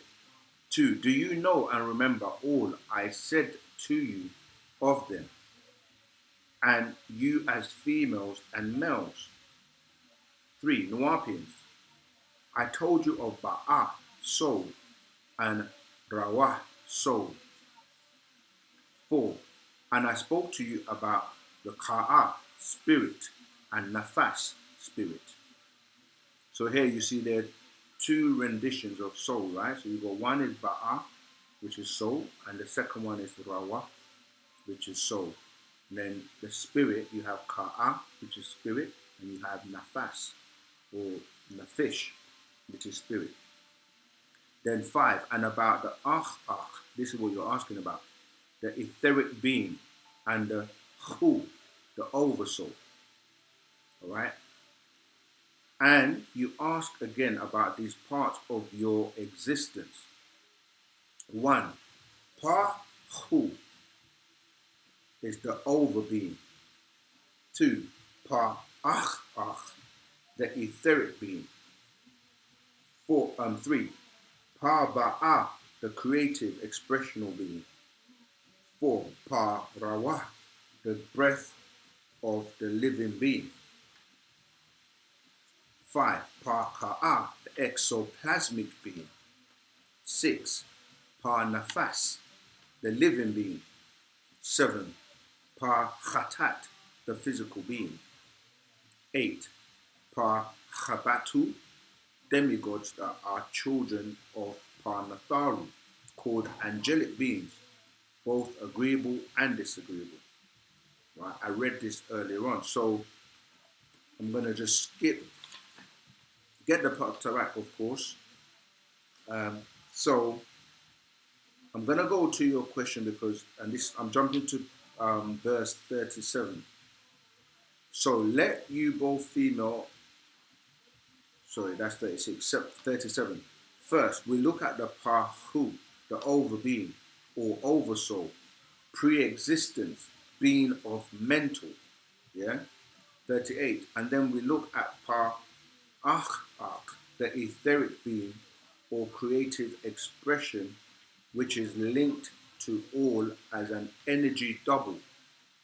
Pa-Akh, the arc, vibrates on 1 through 10 levels, and 10 is only a repeat of the first level on a higher dimension. This is what I was trying to explain before, that as you're moving up, because you go 1 to 9 and then 10 is a new cycle, right? So 10 to 19, a new cycle and so forth, in terms of subtleties in the etheric. So he's saying that the arc, or what we're calling the etheric, it says it vibrates on 1 through 10 levels, and 10 is only a repeat of the first level for on higher dimension. 10 is in fact 1 again. And then we look at the Pa-Ba'a, called the soul, the creative expression of emotional being. And there is a counter soul called in our language Pa-Rawah, called also the soul. Yet it is breath or wind and affects the body actions. It ignites with the first human breath of air or the mixture of gases, ether. One breathes the atmosphere or breath. So when you're born, that first breath you take is the beginning of what we call breath. And you breathe without breath, without breathing in and out, you will actually cease to be in this, living in this physical form. So, I mean, it goes on to go into the other parts like the spirit and so forth, but it's already answered your question because you have etheric parents that you're connected to. Yeah, so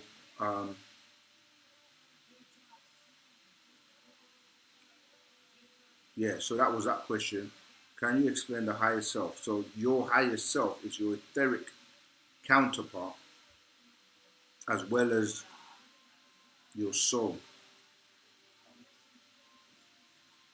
What's the second part? Is it a part of you that you will meet? Yes. Or is it just your higher consciousness? No, it's connected. So the purpose of you being here is to master this realm, shed this physical body, continue to the next realm, right? The spirit realm, and you learn and graduate from that. You shed that, and then you keep going to the soul realm, yeah?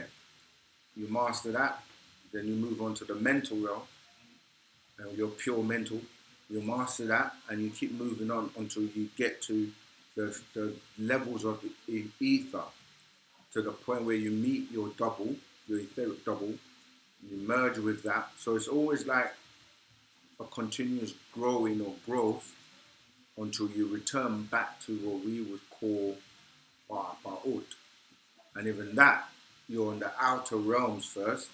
You work your way into the center and becoming one.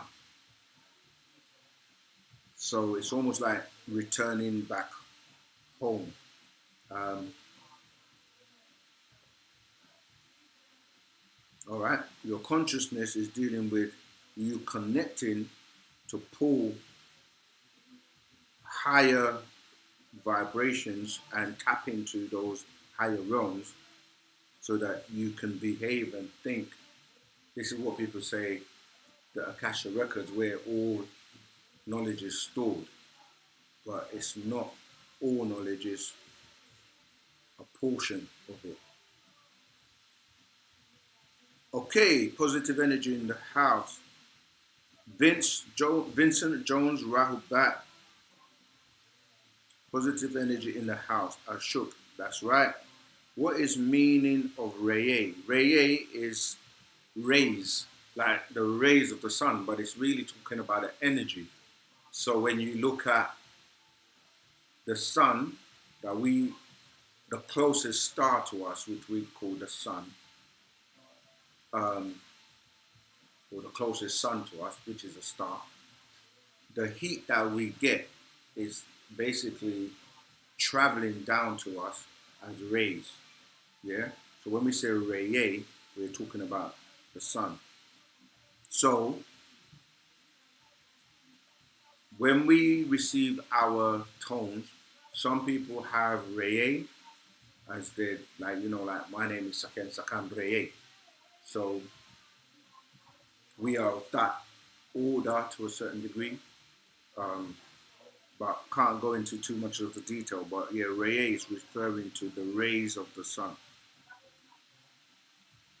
I've spoken to Sophia Stewart online years ago, and she said to me her book, The Third Eye, was to bring forth the chosen one who is a woman. The chosen ones, because the master teacher will choose them. And 12 male, 12 females.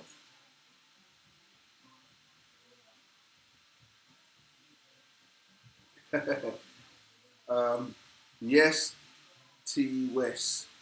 That's personal. That's personal experience. But the answer is yes.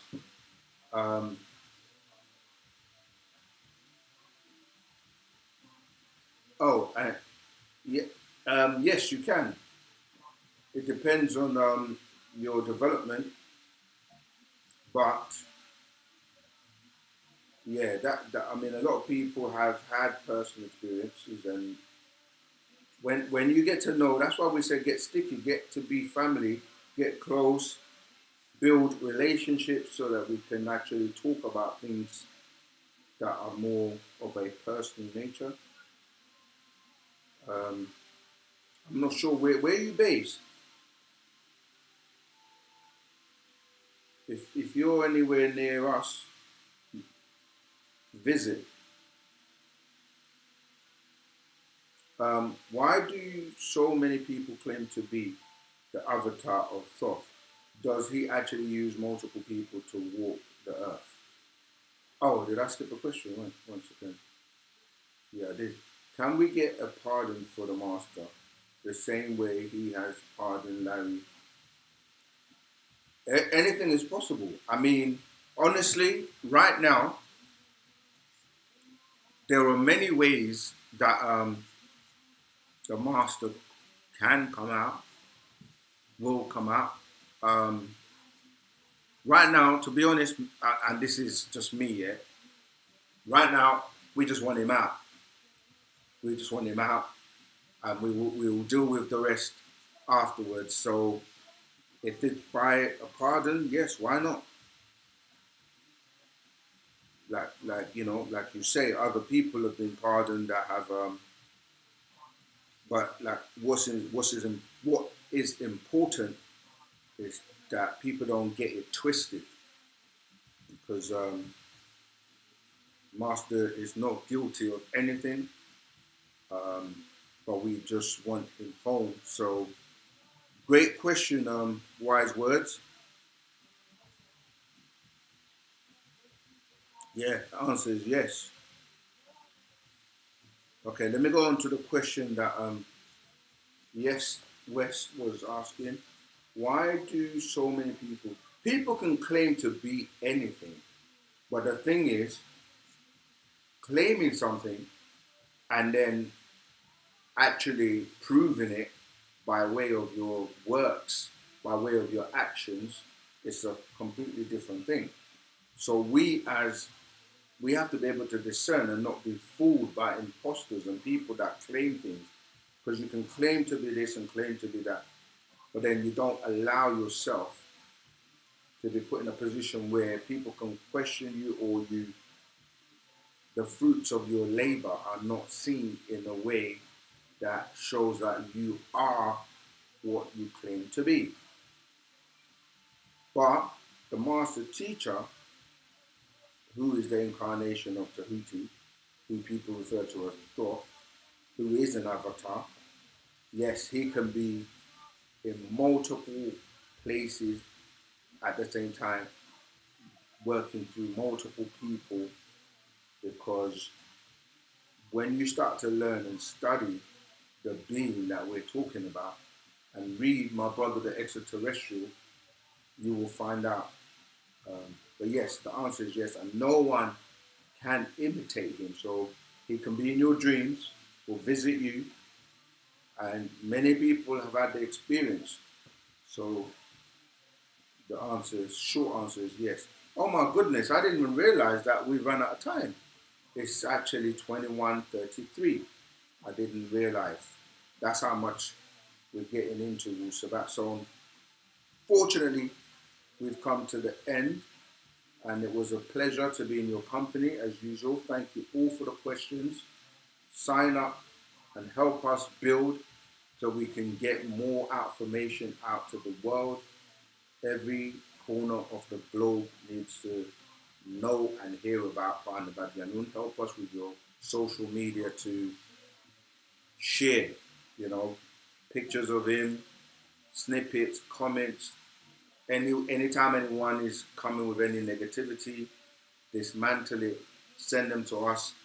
We can dismantle the falsehood, wrong information, literally in seconds, if not minutes. All right. So let's keep our positive vibration and energy up. Remember that everything you need is available. You have to. This is the saying, one of the sayings of the master teacher I'm going to leave you with. Okay? The key does not open the door. You do. Who I do.